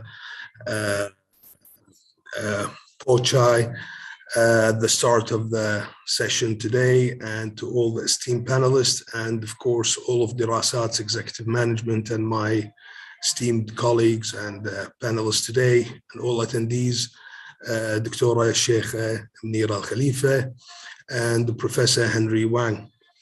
Well, I am a Kuwaiti based in Germany for a couple of weeks now. So, and the background with the green and white is totally on purpose. So let's hope it's going to be an interactive session. I have prepared a presentation, if you don't mind, Dr. Umar. Absolutely, please go ahead and share your screen. Right, well, I believe it was Dr. Munira who mentioned that researchers speak a different language. In fact, researchers and scientists speak a total different language. We're on a different planet altogether when it comes to comparative assessment with other politicians and policies.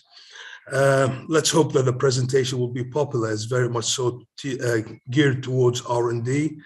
I'm going to speak specifically on R&D, as I come from an R&D based institution at Kuwait. It's a governmental body, Kuwait Institute for Scientific Research.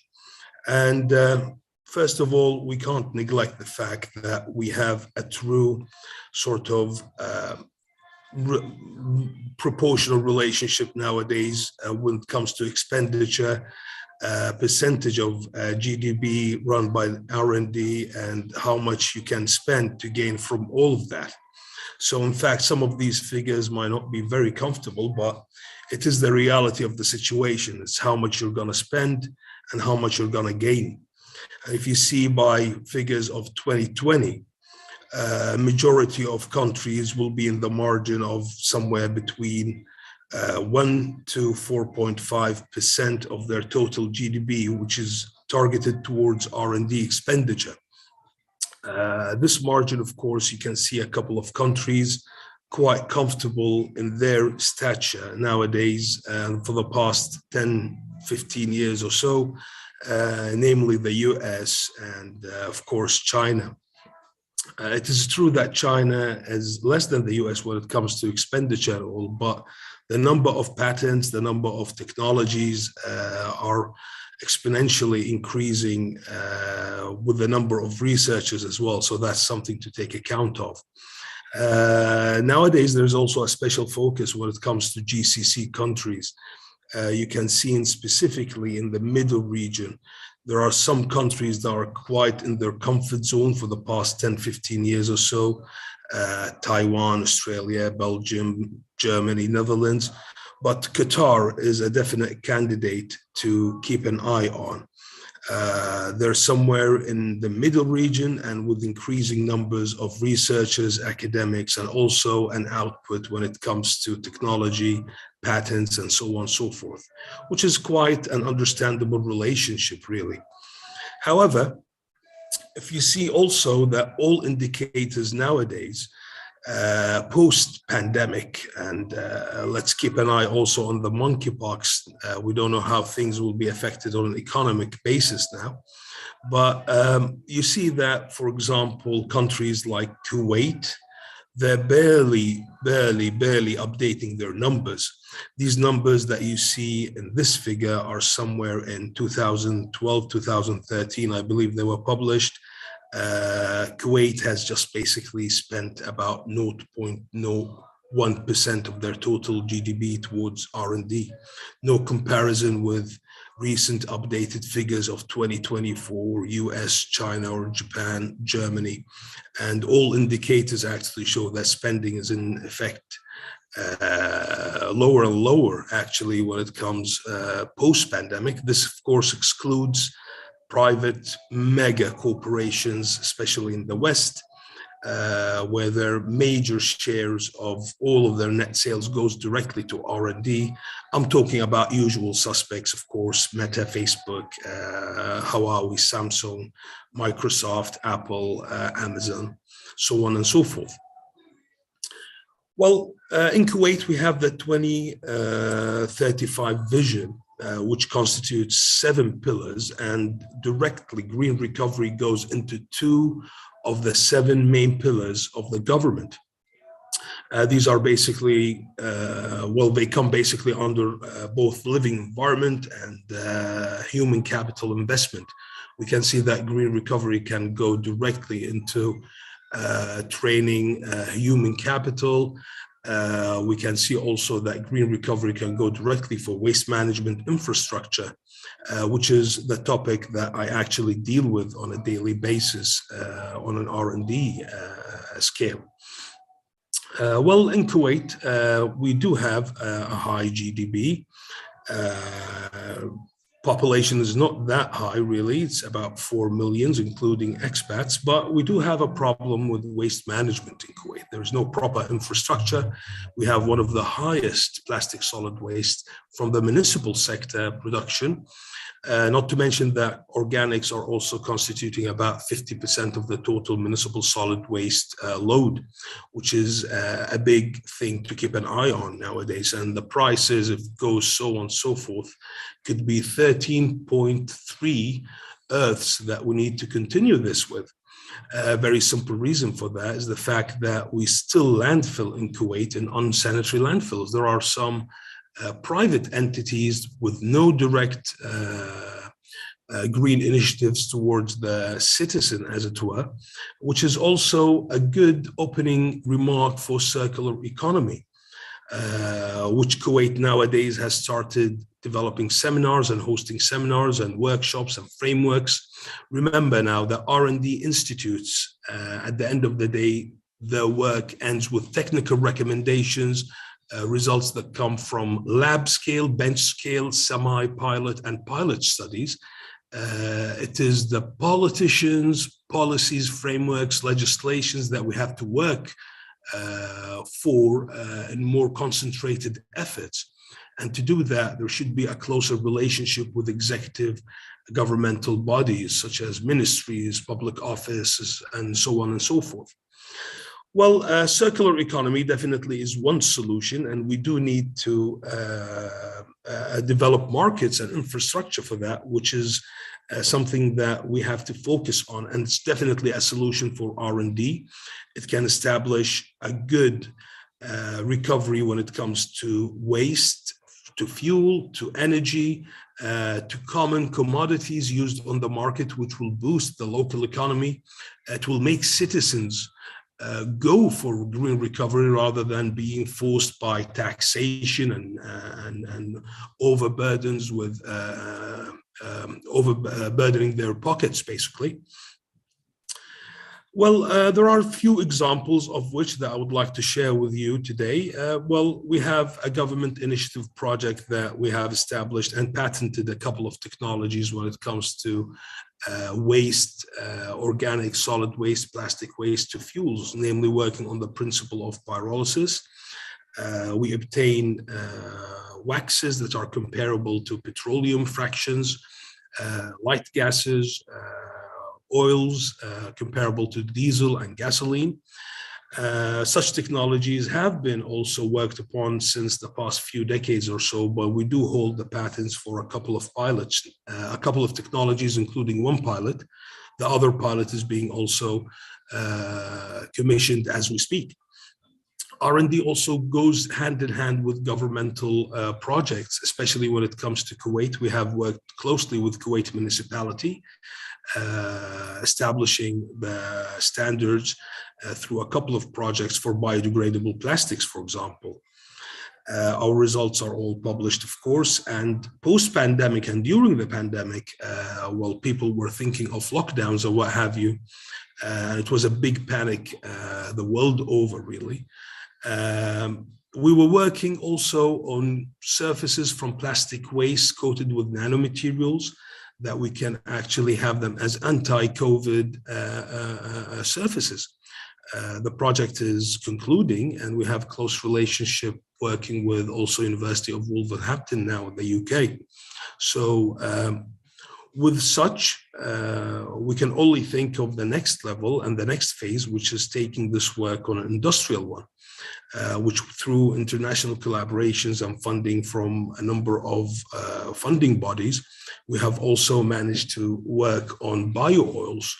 And I know that there is a lot of economists today, and our techno-economic studies have also gave us very good IRRs, high rates of return, over 9% with 20 years or so when we use Kuwait municipalities' waste, transferring these technologies on the ground and on a commercial level. So there will be less burden on the environment, and it could be a good starting point of having governmental initiative towards waste management in Kuwait.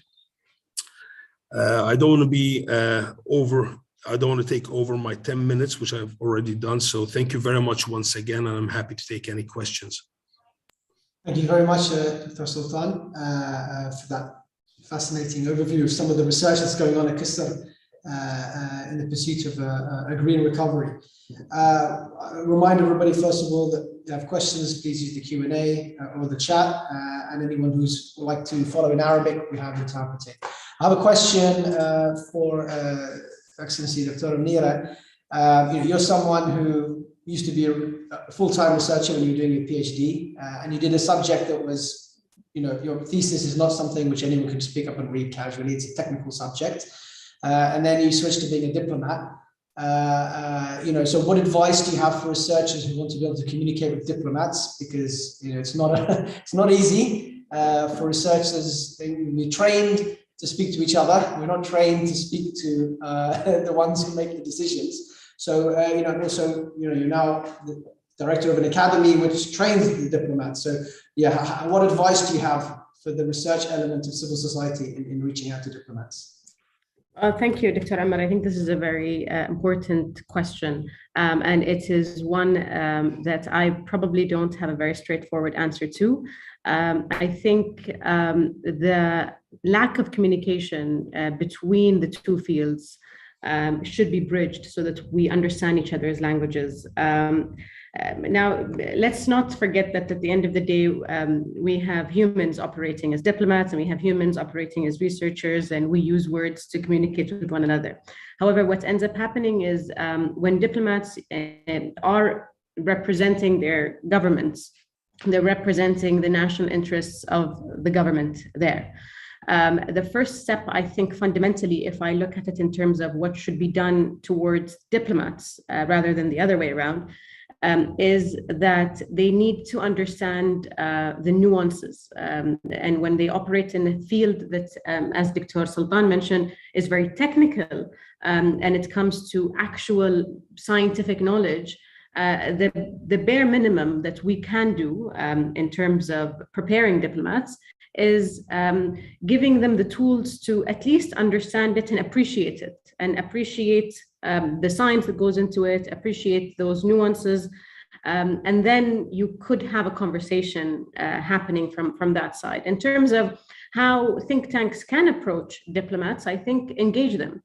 I think it's very important for diplomats, for civil servants, for policymakers to be engaged. I feel that sometimes diplomats, I have to defend diplomats, are misunderstood and seen as those who are in receptions and networking and enjoying their lives, when actually it's a very difficult field, because you need to be able to represent a government in its entirety. And sometimes the technicalities of certain fields you don't fully appreciate, and you haven't been exposed to those technicalities, and yet you have to represent and engage and have those conversations. So I think step number one is to bring all of those people together when it comes to something as difficult and as intricate as the subject that we're talking about. I think that even when you talk to, for example, the gap between the media and think tanks and policymakers, media has a specific language and a specific track and so on and so forth. But I think that we need to see the interdisciplinary nature of this subject. And I don't know if it's a word, interagency, in terms of the agents that are operating in this. I think that research will remain research for the sake of research, and will remain shelved if we don't incorporate those who are acting.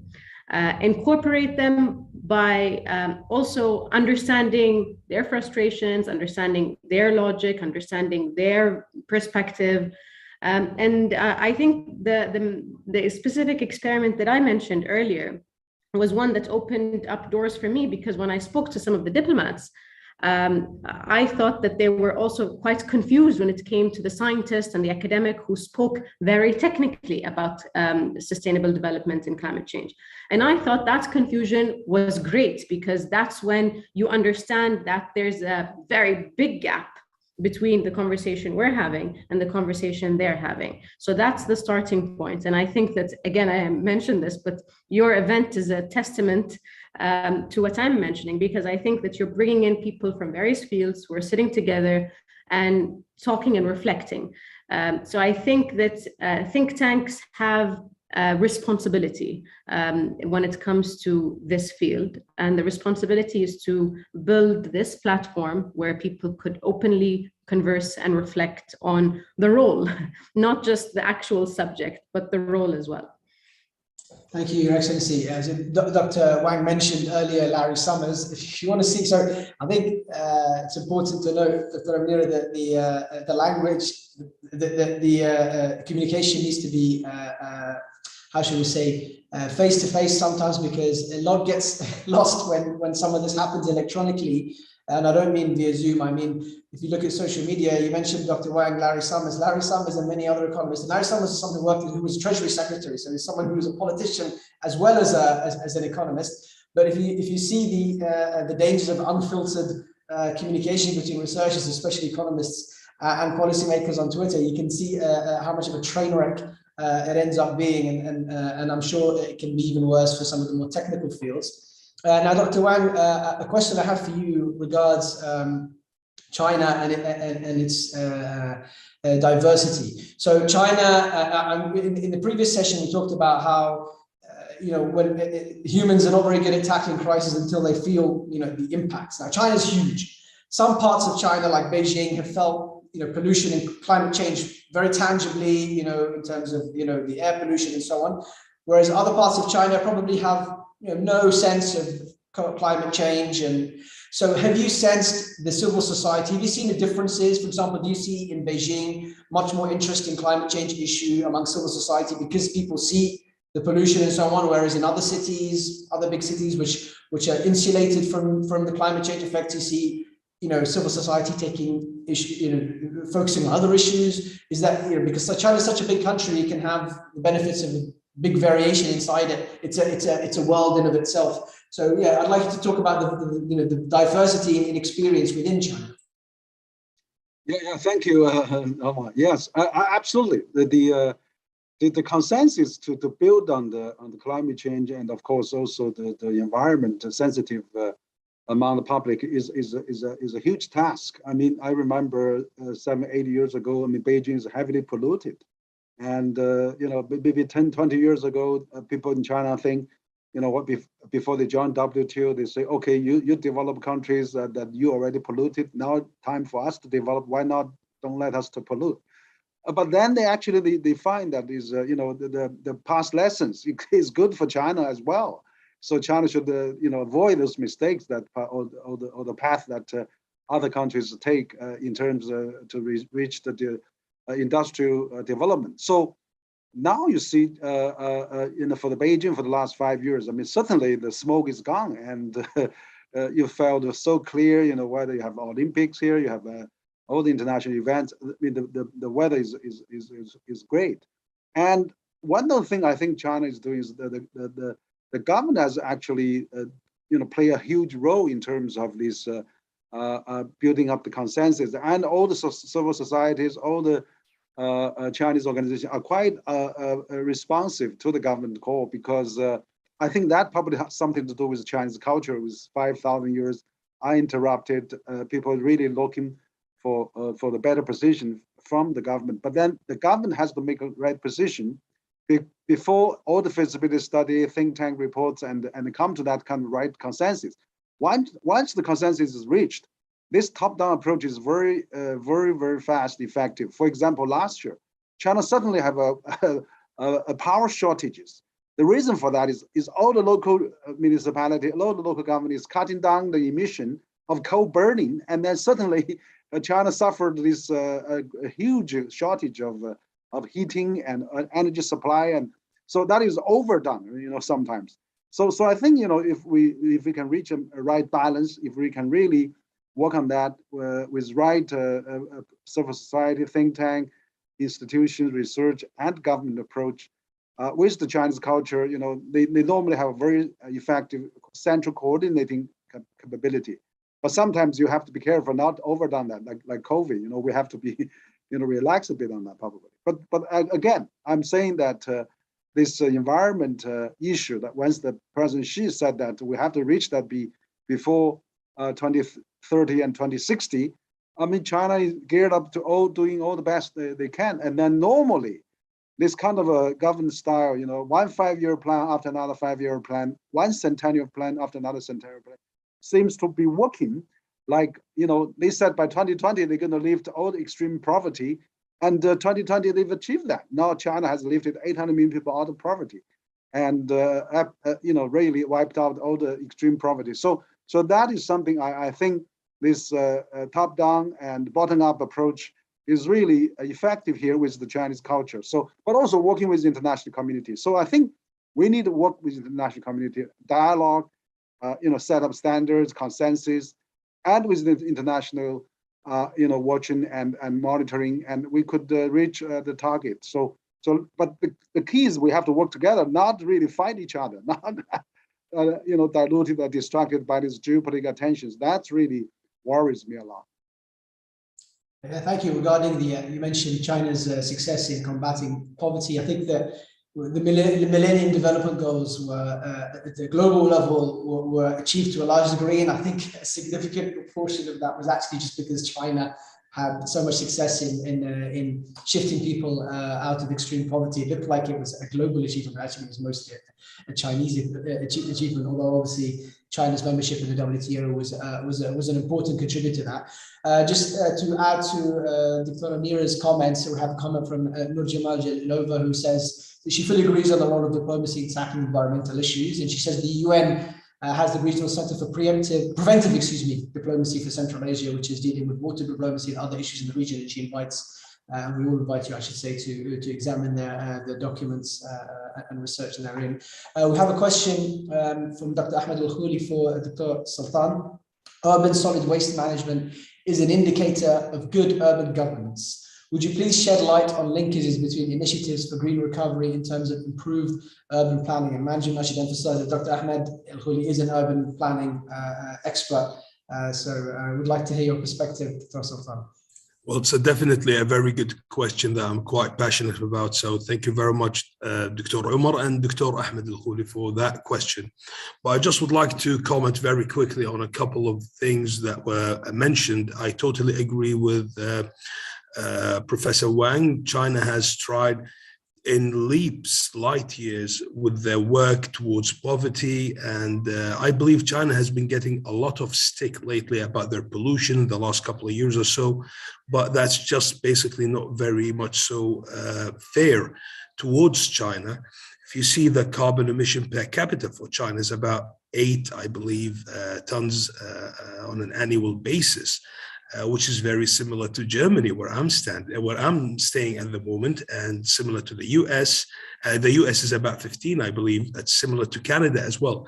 So it tells you that there are very good regulations, green policies, green recovery policies, and good carbon, environmental burden impacts, indirect impacts, foreground systems at China present at the moment. A second comment as well is towards what Her Excellency Sheikh Nira has mentioned. I totally agree. There is build up frustration when it comes to scientists. If men are from Mars or women are from Venus, definitely scientists are from Jupiter and politicians are from a different galaxy altogether. What we're trying to basically do is to transfer knowledge from the lab on a proper environmental scale to a framework or to a legislation, and that's a very tall order. That's a big task. It's not something simple. When you talk on technical grounds with a politician or a governmental body or what have you, it needs to be done over a number of weeks. Environmental factors have to be taken up. Scale up also has to be considered. And it's not just the matter of transferring one-to-one scale and that's it. No, there are a number of things to consider. Now back to the question from Dr. Ahmed Al-Khouli, I believe. Governance al-Hawkama, urban planning stands directly on the pillar of waste management. You can't have urban planning, you can't have clean cities based on the UN recent published report framework, unless you have a waste management infrastructure that would deal, first of all, with the commercial sector, the municipal sector, the households, the design of households, how to make sure that all the waste is actually not just segregated and properly dealt with, no, that the actual money that comes from waste goes directly to local economy as well and boosts the local economy. On the other hand, you have to consider the proper design for your waste. So you have seasonal variation. The type of waste has to be also considered. What kind of a city, of a suburb or an urban place you're talking about, and how could that go direct to boost your economy as well. And it's all part of the urban planning or clean cities initiative that you are considering. Thank you very much. And with that, I'd like to bring the second session to a close. I would like to thank my three guests, Her Excellency Dr. Amir Al-Khalifa, His Excellency Dr. Henry Wang, and Excellency Dr. Sultan Al-Salim. Thank you for your contributions. And with that, I would like to commence today's third session and the last one prior to our penultimate session, titled Post-Pandemic Economic Recovery Strategies and Green Finance. So green finance is a very thorny issue, and we have three highly esteemed speakers to tackle it head on. Our first, who we had interventions from earlier on, is Mr. Adam Suminsky, who's currently Senior Advisor to the Board of Trustees of the King Abdullah Petroleum Studies and Research Center, CAPSAC, but as I mentioned, he was also previously an Undersecretary for Energy in the US federal government. Mr. Suminsky, the floor is yours. Thanks again, Omar. And I know you wanted to hold this to 10 minutes, and I'm not going to use slides. So I'm going to make 5 points, and I've got 2 minutes each for the 5 points. The first one is, or maybe before I start for 30 seconds, thank you very much to the Kingdom of Bahrain, to Darasat, and of course to the Asia Cooperation Dialogue. What a great opportunity this has been. On to the 5 points. The subject today is kind of an interesting one. It's the green recovery, but can we look at it from the standpoint of health and the pandemic? And what I wanted to say was that the pandemic, as well as the crisis in the Ukraine, have really introduced an unprecedented level of challenges that should act as a reminder to all of us that having stable, affordable, and sustainable supplies of energy is very, very important. And this is true of all services, and it includes healthcare. Healthcare is crucial to ensure the quality of life globally, and especially in developing countries. And I think you can argue that good healthcare is dependent in part on access to affordable, sustainable energy. So that's kind of what I'm looking at. I think the green recovery has facets of all of these. The second point, investors and policymakers are focusing on deployment of low carbon technologies. And that's really good, because that will further global commitments to reduce greenhouse gases and emissions. The facility to do that, or the direction that we're trying to take, is towards a net zero economy. So in this context, the circular economy idea that was brought up by Dr. Sultan, I think is commendable. I mean, I think that's really the direction that we have to go.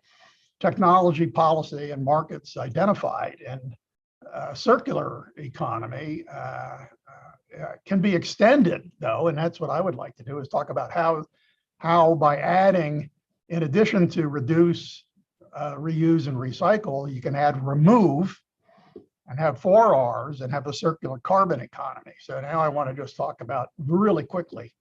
The third point is what's the circular carbon economy?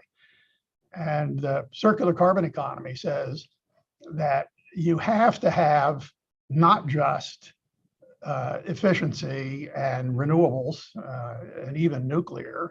You have to go beyond that. You have to have recycling and reuse, as Dr. Sultan said. But that's not going to be enough. All of those things are necessary, but they're not sufficient to get you to the Paris goals. The agreement that was reached in 2015. We can't hold temperatures to 2 degrees or even 1.5 degrees, level without doing something, both technologically and nature-based solutions to remove CO2 from the environment. So you add that 4th R, you've got the circular carbon economy. That can then embrace things like hydrogen and direct air capture of CO2, and as well as oceanic and solutions to carbon and even mangrove restorations, which can be very important. So the fourth point then is, well, then why do we have these ESG, environment, social governance policies that seem to say that you've got to exclude fossil fuels from the mix? I mean, I think absent a way to look at the demand side, the structural changes that some of the ESG policies have been driving are simply creating supply shocks. We're getting, we don't have enough investment in energy, and you're getting a new equilibrium between supply and demand that just raises prices more than it's doing anything to actually address quantities supplied or the emissions that come from those quantities. And so I want to come back to the health concept for just a second. Health and societal costs, were addressed. I mean, sometimes the people who oppose consumption of hydrocarbons are saying, well, it's like tobacco. But here's the thing: is you can ban cigarettes and it'll make some people uncomfortable, but it doesn't create another set of health problems.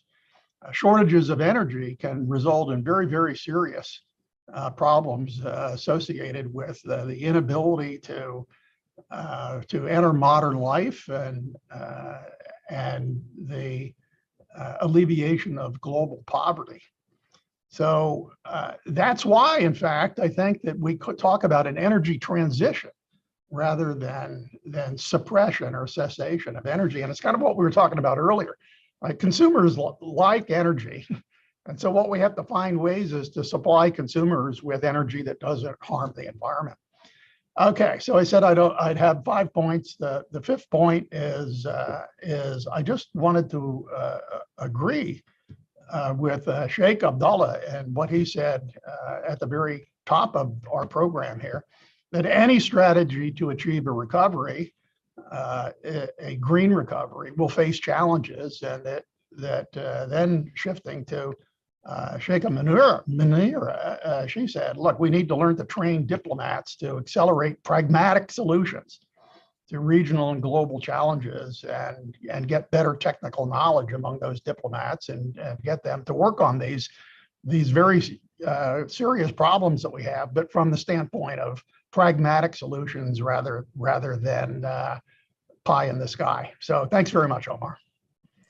Thank you. And I forgot to mention that CAPSOC is in Saudi Arabia, obviously one of the ACD members. And for those interested in a more technical treatment of many of these issues, CAPSOC, along with the IAE, the International Association of Energy Economics, will be hosting a global summit on the issue of the energy transition and related phenomena in March of 2023. I think the call for papers is out soon, so if anyone wants to contribute as a scholar or as a regular participant, we encourage you to follow that news.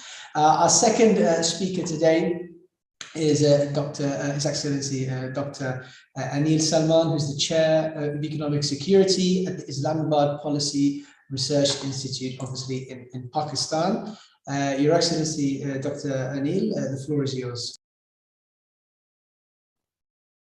Thank you very much, and Assalamu alaikum. First of all, thank you for inviting me at this prestigious forum. And it's a very interesting thematic area. And I have divided my points into some pointers. And let me just first talk about that this pandemic is not alone. There are three more challenges along with it. Number one was the pandemic. Number two was the climate change. Then there is the rising poverty along with the inequality, and it has made the economies fragile. So these are the major challenges which almost either developing or developed economies are facing. I come up with 4 scenarios when you look at that, how much economies have been resilient and what has been the pace of recovery in terms of the pandemic. Now, there are two policies we are talking about as we basically have to talk about the green recovery. I say that there has been, the first scenario is that there is a COVID policy and there is no climate policy or the national determined goals. Now, when you have that scenario, we would say that there is lack of climate action in that particular country. The second scenario would be there is either no COVID policy and no climate policy, and we can term it as the lack of capacity in those countries. Then the third scenario would be that there is a climate policy, but no COVID policy, so there is lack of mainstreaming in it. And the last one, which becomes the role model, that there is a COVID policy and there's a climate policy, and they are both policy aligned. They are syncing with each other. So that becomes a role model for other countries to learn about. And if you map different countries, so you would see that in these four quadrants, a number of countries are going to fall in it. And then we can look into it, that how to mainstream the issue. Now, there's a very famous book, which is that the blueprint for green economy, and it's by Pierce. And it actually says that when we are talking about the green economy, it's basically creating an interdependence between economy and environment.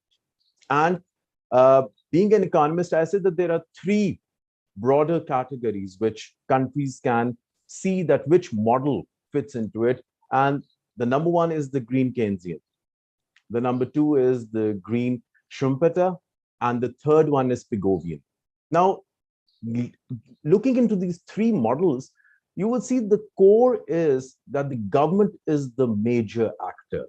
If we are thinking that the green economy is going to come, or the green recovery is just going to come from the private sector, that is not possible. And all these economic models talk about that the public intervention or government being the major player has to be present in it.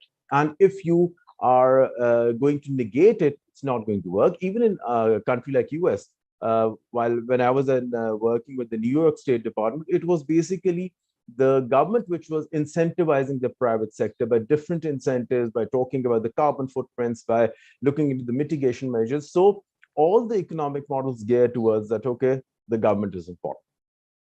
Now, what we really want, if we, after post-pandemic, if we are looking for this green recovery, we need a very resilient, just social economic system. The governance matters. And again, the governance is coming from the government players. And now the developing economies, especially, they need to rethink their economic models. When you already have the SDGs, when countries are working towards these ESGs, so the environment part has to be mainstreamed in our economic policies. Now, this third portion is basically that why this green recovery is important, or why it's crucial. Number one is that you have to safeguard the environment for enhancing the resilience against the future pandemics. The pandemic is not ended, it is taking different forms, and the countries need to prepare themselves for that. Number two is basically address the impact of climate change and biodiversity and economic consequences together. And then you have to make the green stimulus policies that incentivizes people. And I'm not saying they weren't there, but now you have to build in the into the economic policies. And the last one is that you have to create an ecosystem where there's economic competitiveness through the green recovery plan. And when you have these four crucial areas addressed, it is a path towards the green recovery. Now, if we closely look into it, we identify that the path is not easy, and we have been working towards it. Like if I talk about Pakistan, there has been a lot of interventions. There has been a 10 billion tsunami tree project. We have a clean development mechanism. And just last year, we initiated this Eurobonds for seeking 500 US billion dollars for the green projects. But if you look at the performance in the Sustainable Development Goals, our ranking is 128 out of 129, sorry, out of 165. So there are still a lot to be done. So we have these three pillars of green recovery strategies. Number one is that you have to leverage the government funds, which are already very scarce, in a better way so that they can be invested into the green projects. Then you have to mitigate the project risks, which may cause failure, because there are a lot of projects which are initiated with this spirit of that it's going to be environmental friendly, but by the end of the day, when we are doing the evaluation or the cost benefit analysis, they are not environmentally viable. And the last one is, the third pillar is that we have to accelerate the protection of natural resources and climate resilience. And for that, like World Bank just came last year with this notion of grid, like we have the green, resilient, inclusive development. And now Pakistan is also working in that direction. So what kind of financial tools are available when we are talking about this green finances? Like we have these green taxes, and now we have to shift from the brown subsidies to the green subsidies. Like you have to remove the brown subsidies, like the way we are subsidizing the fossil fuels. There is project finance. We have funds and facilities like the International GEF, UNFCCC. There are thematic bonds. An interesting observation was that now in Pakistan, we have started thinking of the blue bonds. Like we have a huge blue economy, a huge potential, and we are looking into that dimension also. Then there are carbon offsets. And the last tool that one can use is basically the debt for climate swaps. Now, coming to the last part, that what are the policy recommendations and what have been the experience of the developing countries, is the first and the foremost is that we need subsidy reforms and we need carbon pricing. Then you need to accelerate the research and innovation in the green technologies. And the last one, which I think is very crucial, but in the developing country perspective, we rarely, or we don't mention much, that is basically gender mainstreaming. That you need to initiate such projects where women are empowered and they are given an opportunity for the green projects. In Pakistan, like we had these special economic zones, and now the discussions are being given that, okay, special places should be given to women. And because they are approximate 51% of the population, and they need to come into the mainstreaming of these environmental projects. The last point is basically that there are certain policy levers, but not just developing countries, but developed countries can also work upon. That is that you have to price the externalities in the form of carbon taxes. Then you need to have the financial support from the international financial institutions for the green products and services.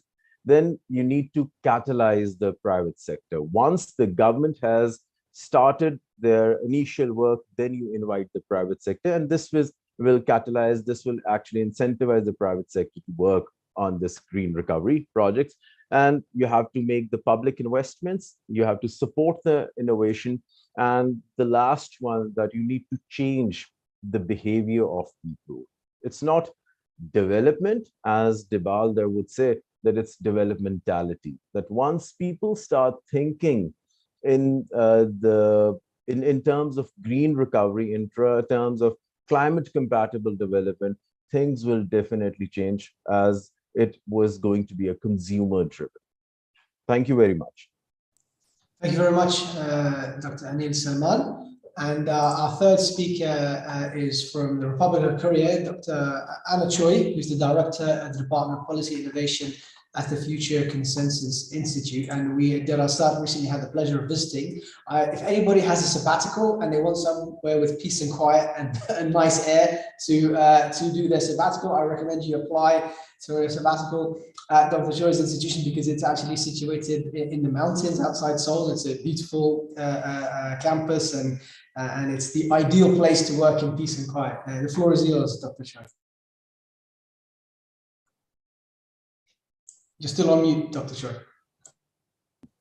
Yes, thank you for your introduction. Yeah, we are located in the mountainside, and I think it is a really good place to think about the sustainability issues. Okay, and I'm very honored to join you today for this important discussion. And the third session, the topic is green finance, and this topic cannot be more timely as our goal to build green and sustainable recovery from COVID-19 pandemic will not be achieved without financial commitments and multilateral cooperation. Actually, in the previous session, it was like we talked a lot about what we learned, the lessons learned from pandemic. And I would like to highlight two very simple but important lessons. The first one is sustainability challenges are no longer an issue that can be neglected. Okay, let's admit it. Humans are the worst predators among all the species on Earth.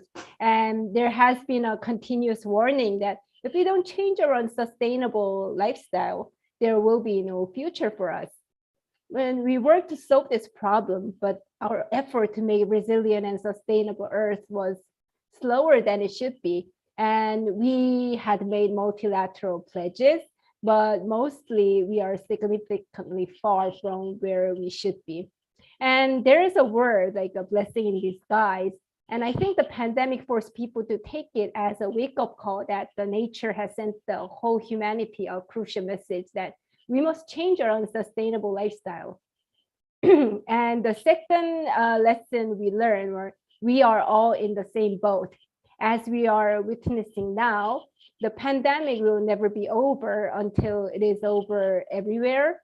And whether you are in global north or global south, and whether you are in a rich country or a poor country suffering from a lack of vaccines and poor medical systems, the whole humanity is bound together in this fight against virus. So based on the lessons we have learned, financial sector is gaining more attention than ever before. Okay, because like finance is it's like the main catalyst to redesign our economy and our business and our lifestyle into a more sustainable, healthy, and eco-friendly way. And I believe the grand green transition will not be possible without green finance, as finance is directly linked to the real economy. And the role of finance is paramount in accelerating this transition.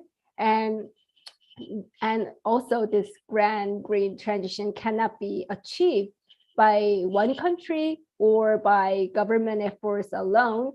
And just like in the fight against virus, we should share the resources and knowledges and with the world all together. And it is crucial for leading countries and leading financial institutions to share their knowledge with the international community to encourage green finance.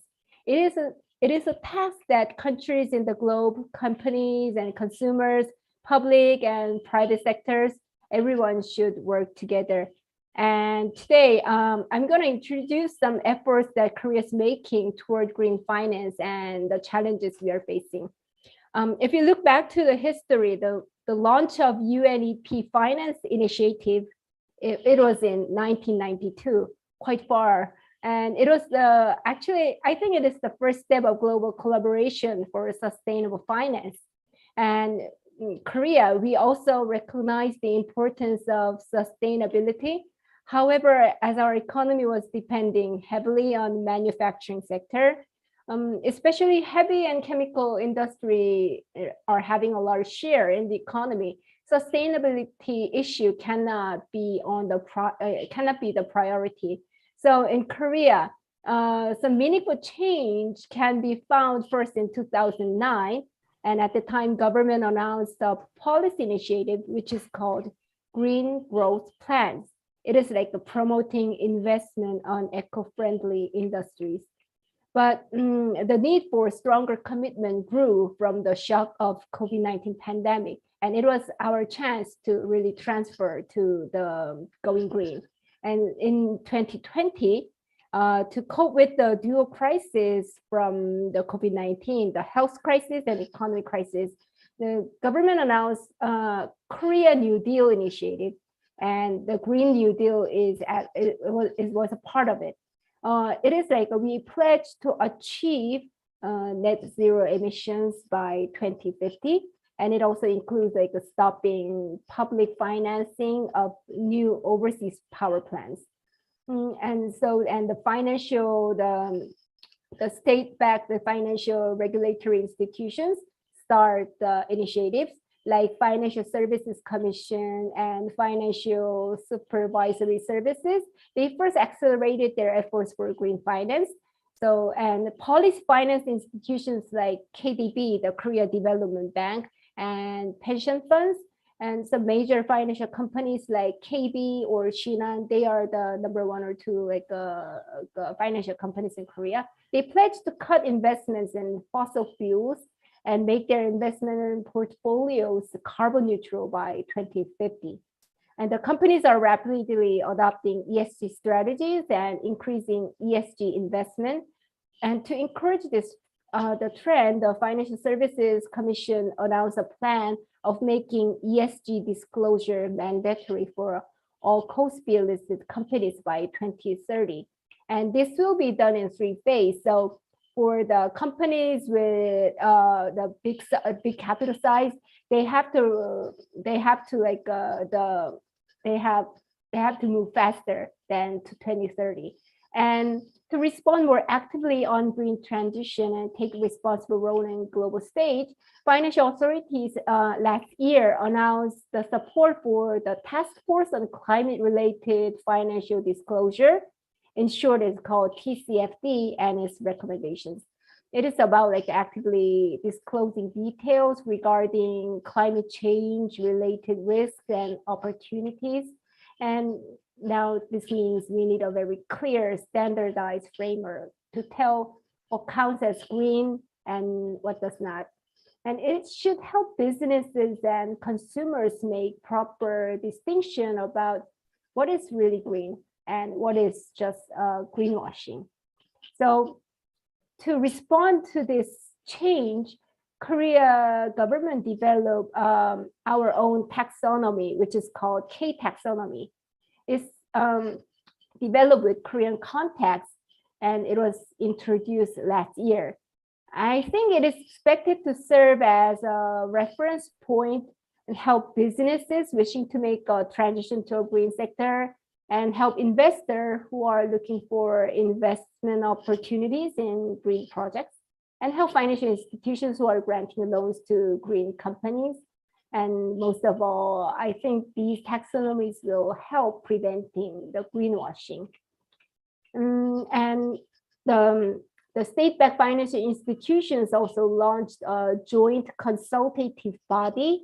It aims to provide sufficient funds to green industries and create the synergetic effects towards the goal of promoting green finance. They are aiming to double their investment in green sectors from the previous level of about 6.5% to 13% of their total investment.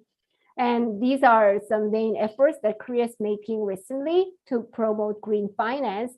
And those efforts are mainly led by the government institutions now. And we need more active participation from the private sector, private side, to really achieve the goal. And how are we going to motivate them and stimulate them and benefit them? That is the main challenges we are facing now. So the, sorry, for companies that are heavily depending on fossil fuels or doing business in a carbon intensive industry, we need to mitigate the risk for them. So the state-backed institutions are providing them some best practice guidelines on risk management and green finance. And one example that we are now developing is that KDB is now developing a carbon finance map. What it is about is like kind of a solution to help money flows really into green investment. To explain the map in a simple word, I can say that it is about showing who needs how much money. So for example, let's say we have a business in petrochemical industry, and that map will show which processes require a carbon emission reduction device and how much money is actually required to implement this device. And actually this map is not yet completed, but I believe if this map can provide a lot of like very beneficial information for investing and granting loans to the business. And actually for the bankers and the people who are in the financial institution, they say it's not an easy to issue bonds or make investment decisions, just only back on those green technology. And so the financial companies can be, in that sense, very conservative. And I think giving providing more information is going to help them in the reviewing stage for granting loans for green investment. And another big challenge I want to mention is the gap between big companies and small companies. The smaller institutions lack of resources, and especially the staffs, the experts to review green investment. And I think we need some education program to make those experts to work on it. And we also should consider the information asymmetry according to the size of the company. So we should put more the support on those small companies. And COVID-19 is definitely a big disaster that the whole humanity had to face, but crisis can be another word for the opportunity. And I think it's our choice now. We can make this opportunity a turning point to change our world sustainable, resilient, healthy, and safe for everyone. And thank you again for this wonderful event. And it was so beneficial for me that the insights and thoughts you shared today. And I think this kind of event will surely help the world cooperate to create better future. Thank you. The floor is back to you, Omar. Thank you very much, Dr. Chiron. I have a couple of questions about career, which I'll come back to in a moment. But first of all, we have a question for Adam Saminsky, which is again from Nur Jamal Jalilova. I should mention that she's Turkmen, and she's from Turkmenistan, so an additional ACD country member. So basically, she says that, I mean, if I remember correctly, Adam, you're an engineer by training, not an economist. Is that correct? You're not one of the evil empire of economists. And she's Nojima's talking about how basically there needs to be a rethinking of the way economics is done. Do you think that countries, including the US, are ready to reconsider their economic model based on consumption towards a more sustainable development and sort of surrendering or scaling back this fixation on relentless economic growth?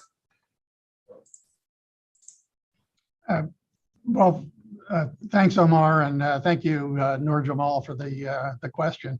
I think that I'm reminded the UN Sustainable Development Goals. There's 17 of them. Several talk about trying to improve the economic situation for everybody in the world. Sustainable Development Goal number 7, SDG 7, talks about ensuring access to affordable, reliable, sustainable, and modern energy for everybody. And Dr. Choi mentioned green versus greenwashing, and I perfectly understand that, and I'd like to address that directly. I think that there are some people who believe that SDG 7 just really only applies to renewables. We can only have renewables, but we know that there's almost 1 billion people in the world that don't have electricity. There's 1.5 billion women and children who don't have clean cooking fuels. They're using animal waste and other bioproducts to cook. It creates incredible indoor pollution problems for them and tremendous health effects. So, how do we get clean energy to everybody at an affordable price is really critical. Let me just say that I don't know that changing the economic foundations in the United States is going to happen anytime soon, but the idea of dealing effectively and incrementally with problems as they arise is coming up. The US has actually done a lot over the past decade by substituting cleaner natural gas for dirtier coal. And the result of that has been an improvement in the level of carbon dioxide and other emissions going into the atmosphere. Let me come back to the green and greenwashing in Saudi Arabia. Saudi Arabia, by studies that have been done by Stanford and MIT, peer-reviewed, published in journals, has one of the lowest footprint oils of anybody in the world. Norway also has a pretty good track record of that, just as an example. But a low footprint for carbon. There's huge investments going on here in the kingdom. Over $5 billion is being invested in green hydrogen. Saudi Aramco has taken the initiative, one of the first shipments of blue ammonia, where the carbon dioxide from the production of ammonia was sequestered in the kingdom, took place, and the ammonia went to Japan, and Japan used that to co-fire in a coal plant to reduce the emissions coming from a coal plant. I mean, it's like an interesting solution. I think that Saudi Arabia intends to look very carefully at the idea of carbon dioxide and hydrogen hubs, so concentrated areas where industry can collect carbon dioxide, do something with it, manufacture green and blue hydrogen, and turn those into usable products, something that you can actually sell to somebody and make money. And I think that the transition to a sustainable economy, this is what I said at the beginning of the seminar, is going to come when we reduce the costs of producing cleaner, greener, more sustainable energy, and that our policy focus needs to be on the things that will drive investment in the technology associated with doing that, concentrating on dealing with the emissions, not getting caught up in the idea of what's the problem with the fuel.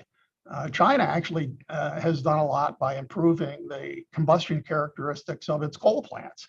So, I mean, there are ways to reduce the load on the atmosphere that incrementally, pragmatically, that allow people to still have incomes and health, and not get caught up in being too dogmatic about how we get to the end goal that I think everybody agrees a greener planet and a solution to the climate challenges. Thanks, Omar. Thank you, Adam. I have a question for Dr. Anil. You mentioned, Schumpeter. You mentioned, the role of the government vis-a-vis the private sector. There are some people, not necessarily I agree with them, but if we were going to go for some hardcore anarcho-capitalists who say, look, this COVID problem, the solution came from the vaccines. The private sector was the one that developed the vaccines. The government wasn't really involved in producing any of these vaccines. So, given the private sector, quote unquote, is the one that, led the charge eventually for the most effective sustained solution for the COVID. And, you mentioned Schumpeter. Schumpeter is all about entrepreneurship, all about, creative destruction, the inherent progressive nature of the private sector. Why can't the private sector lead the charge for climate change? Why did you take such a critical stance about the private sector's capabilities? Thank you. First of all, I love that comment of economists being the harsh ones.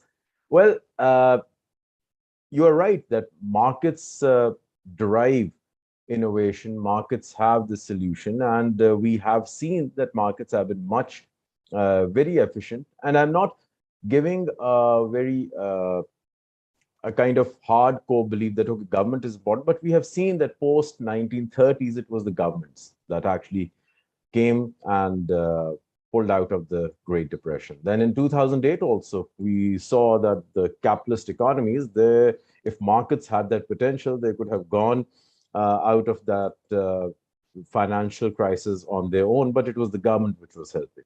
So I'm not talking about a hardcore government approach. When I talked about it, was basically a market-friendly approach. Where there are market failures, governments can actually help. But my point was that even in terms of the vaccination, even in terms of these green recovery plans, it is basically the government that has to take a step forward, rather than expecting that something will come out of the private sector. It's not going to come out. We have seen in the COPs, on these conference of parties,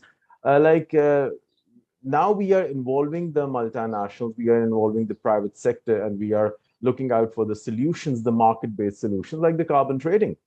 But until and unless you have an ecosystem that gives the private sector that space, it gives the private sector that incentive to perform, because markets only perform, only work on incentives. So that kind of ecosystem is not developed by markets themselves. It has to come by the government. This was the point that I was trying to make, that not going for a completely socialist approach. It was a market approach, but it has to be a friendly one. Okay, so no communist response. We have an intervention from Adam, please. Yeah, I think that point by Dr. Anil is a really good one. I think that the government interventions need to be to advance the research, development, and deployment of these solutions that we need to deal with both the pandemic issues and energy issues. Coming back to carbon dioxide sequestration, there's a tax credit that can be earned in the United States for companies that capture carbon and put it in permanent storage in geologic reservoirs. And that tax credit is driving a lot of private industry activities to do that activity. And the government credit doesn't have to be permanent. It's got limits to it, and it's got time constraints to it. But it might launch a sustainable private industry approach to making carbon something valuable that then addresses this issue of doing this without needing a huge amount of heavy-handed government intervention. Thanks. Thank you. I have a question for Dr. Choi. So when we visited actually Korea, and we met with officials from the Ministry of Foreign Affairs, the Korean Ministry of Foreign Affairs, one of the interesting views that emerged in the discussions was that so you mentioned investments and aid. So when Korea distributes foreign aid or even invests in other countries, one of its strategic priorities is investing in a way which empowers the other country to and develops a sort of independent capabilities within that country, which is slightly different to much of the financial aid and investments you see in other sort of wealthy countries doing. So I was wondering, did you, in the context of some of the green examples you alluded to earlier, is there one that you would like to highlight as a sort of Korean investment designed to be a sort of an initiator and an empowerer, rather than one which is creating a sort of a sustained relationship? Okay. Actually, I think our government is, we are moving to the international, the global stage, that to show that we are really heading for those green recovery. And we want to stop investing on those the fossil fuel investment, as I told you in my presentation before. And it is making coalition, and because the financial sector, I believe, compared to the manufacturing sector in Korea, is less globalized. And one of the way to globalize that financial sector is taking the role as leading in those like green finance. And I believe it's like the leading the initiatives and investing in those like the green project is one of the priority for our government. Thank you. Omar, could I just make a quick comment? I think that the idea that we should stop or constrain financing of fossil fuels is the wrong approach. The reason I say that is because what that is resulting in, without addressing the demand side issues, what that's resulting in is shortages of energy, and then exactly the opposite of the things that you're trying to do. Europe is now being faced with natural gas shortages, and as a result, they're burning more coal. So this doesn't make any sense, right? So you have to be very careful about the policies that you design. And the World Bank came out and said, well, they didn't want to have any investment in upstream natural gas. You know, what they should have done is had some criteria-based indicator. We want to invest in, we will allow and encourage investment, support investment in pragmatic solutions that actually result in lower carbon emissions. Even if it's not a complete zero carbon emissions, it's headed towards net zero. And that's good. In other words, don't let perfect get in the way of doing something good. The other thing that Dr. Choi said that I agree with actually is that there are differences between small companies and big companies.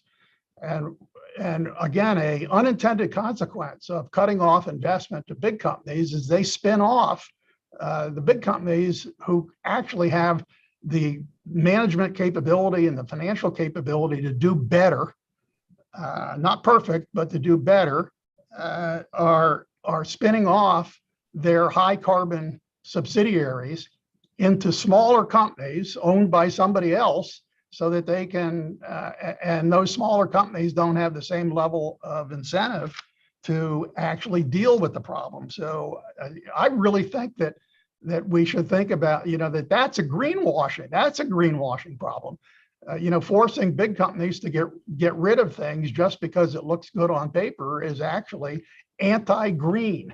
And we need to think about how to actually accomplish the goals, again, that we all want to accomplish. So I think Dr. Choi wants to have at me. Yes, it's very brief. I just want to add that my colleague at Darasat, Ali Faqih, echoes your comments. He said it's important that government policies invest in green energy without negatively affecting other industries like gas and oil. Governments must maintain a sustainable transition to green, because as you mentioned, Alan, this transition has been interrupted quite rudely and quite abruptly by the energy shortage. Dr. Choi, you had a response?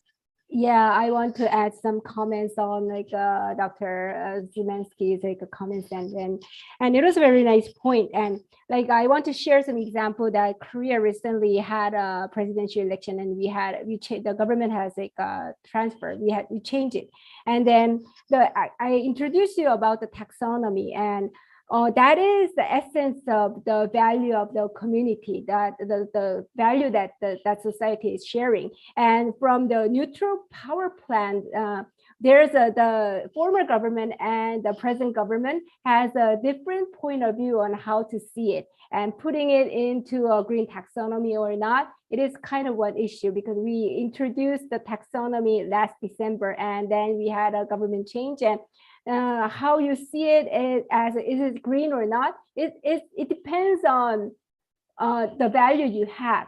So I think the very important process is like we have to be very careful and put a lot of effort to put all the stakeholders together. It's not just something that, oh, we have to go this way. It's not that simple. Everybody has a different point of view, different values, and as I mentioned, big companies, small companies, like capabilities and resources you have is different. So you have to really do the keen on making all the stakeholders keep like communicating and discussing the way we are going, why we have to move. And you also have to make sure nobody is left behind. Yeah, thank you.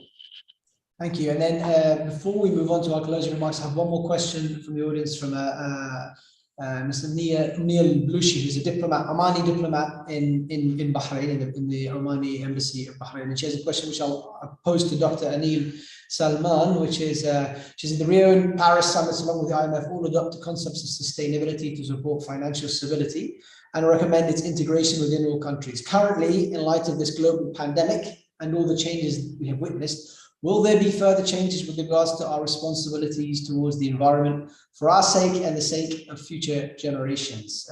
Your thoughts, Dr. Anil?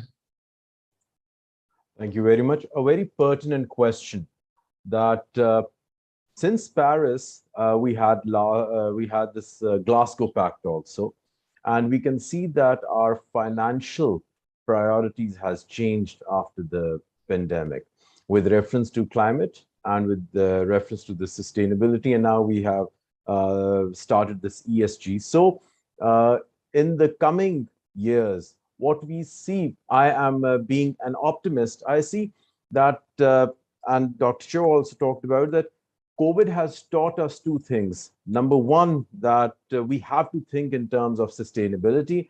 And number two, it doesn't matter if you're a mighty economy or if you're a weak economy, we're all in the same boat. So climate is also one of the issues that it's, yes, the impacts are going to be different, but everyone is going to be affected with that. And it's basically your financial models, your economic models, how they have to be synced in with your sustainability and environment. And definitely it's a complete paradigm shift. And in one of my points, I talked about that, yes, no matter how many models you bring, until and unless it's not about that how people perceive it, what is the people's narrative, until then, these models are not going to work. It has to be something that people own it, and you would see that there's going to be change. And we have seen that how societies have evolved, and there seem to be challenges which looked that we are unable to achieve it. But once the society has accepted it, once they have owned it, things started changing. Your financial models changed. Your fintech technology has brought a lot of changes in terms of your environment, and such kind of interventions will change. And I think we are in the right direction, but our pace might be slow. We have to move a little bit fast with reference to that.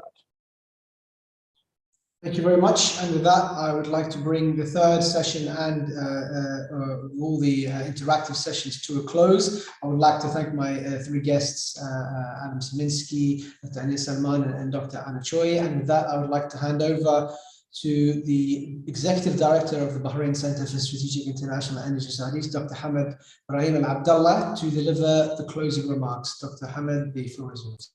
Thank you very much, Dr. Omar. Your Excellencies and distinguished guests, good afternoon. We're at the conclusion of the forum, The Way to Green Recovery, Think Tank's Outlook, organized by the Bahrain Center for Strategic International and Energy Studies, Dirasat, on the 25th of May, 2022, which aimed to discuss ways to achieve green recovery after the corona pandemic. The forum included the participation of representatives of think tanks from the countries of the Asia Cooperation Dialogue, and from observing the interventions and discussions of the forum during these three sessions, in addition to the opening session, the participants agreed on the following. First, cooperation within the platform of the Asia Cooperation Dialogue is of great importance, as it is one of the forms of regional cooperation that has become a significant feature in many regions during the past decades. Moreover, if agreement is reached on specific contents and mechanisms to achieve green recovery, then the Asia Cooperation Dialogue headed by the Kingdom of Bahrain during its presidency will provide the world with an example and experience of regional cooperation that includes lessons learned in light of the continuing repercussions of the pandemic. Furthermore, this will be an important base for facing any similar future crises. Second, despite the relative success of many countries of the world in facing the effects of the corona pandemic, one of the most prominent issues is to how to achieve the concept of green recovery, which includes achieving a balance between continuing to take precautionary measures in light of the continuation of the pandemic as it changes as it changes, and the goal of the regular performance of various economic sectors that citizens depend on in their daily lives.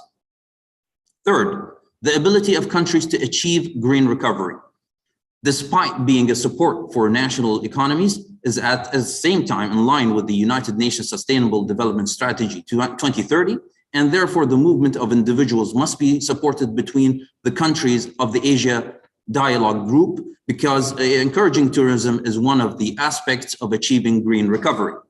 Fourth, achieving green recovery requires intervention to control human behavior, especially the movement of migration towards cities, which increases carbon emissions. The need to increase interest in innovation remains as a basic pillar for achieving green recovery, as the capabilities of countries vary in this regard with attention given to infrastructure. Fifth, think tanks play an important role in enriching the debate on this issue, and diplomacy plays an important role in this regard as it lays a common ground for discussion. Sixth, similar to the security alliances in the world, economic alliances must be established among the countries of the world, and among its objectives is to achieve the concept of green recovery. Seventh, the discussions reflected the role of technology in achieving the goal of green recovery, especially that investment in clean technology mainly supports the efforts of countries to confront the repercussions of climate change, which is a huge challenge and an issue that was and still is the focus of the attention of the UN reports issued in this regard. Eighth, despite the importance of the efforts made by the governments of the Asian Cooperation Dialogue members, like other countries, to address the effects of the pandemic that will remain in the foreseeable future, think tanks in the countries of the member states remain an important asset to decision makers with their information, academic suggestions, and research, catering specialized in this issue and its various aspects. It is the responsibility of these centers to prepare realistic and comprehensive strategies for how to achieve green recovery based on the experience of each country and the lessons it may have for the other countries. Based on the mentioned opinions and results, the participants recommended the following. First, the necessity of providing platforms, discussions between all stakeholders on plans to achieve green recovery. The necessity of organizing many workshops and training courses at the national level in each country on the concept of green recovery and how to achieve it. Third, the importance of achieving a balance between achieving green recovery and not harming the environment. Fourth, employing technology within the plans to achieve green recovery is a strategic necessity. Fifth, there is a necessity for think tanks to focus on the concept of green finance, as it is considered to be an important factor of green recovery. Sixth, the participants from the think tanks hope to reach a common framework that includes defining the contents, objectives, and ways of achieving green recovery, to serve as a comprehensive guiding framework that allows each country to implement these goals in a way that is proportionate with the resources available to it and the challenges it faces, whether in the short or the long term. Seventh, the participants hope that this forum will be the beginning of an extended intellectual dialogue between think tanks to formulate realistic solutions to the common challenges facing the countries of the group in a way that enhances the concept of regional cooperation, whether in normal circumstances or during crises. Eighth, the participants commended the efforts of the Bahrain Center for Strategic, International, and Energy Studies, Dirasat, for organizing this intellectual dialogue, which has gained great importance both in terms of content and timing. Issued in Manama, Kingdom of Bahrain on the 25th of May, 2022. Thank you very much. Thank you very much. And with that, we bring this virtual conference to a close, and we wish you all a good remainder of the week. We very much look forward to interacting with you in future Darasat events, which you can follow at events@darasat.org.ph and all of our social media accounts, and as well as future events wherever they may be in the rest of the world. Thank you very much. Thank you all. Thank you. Thank you very much, Your Excellencies. Thank you very much. Afwan and Maslama. Your Excellency, General Secretary, thank you so much. Thank Thank you. you for such a Thank you, wonderful everybody, organization. for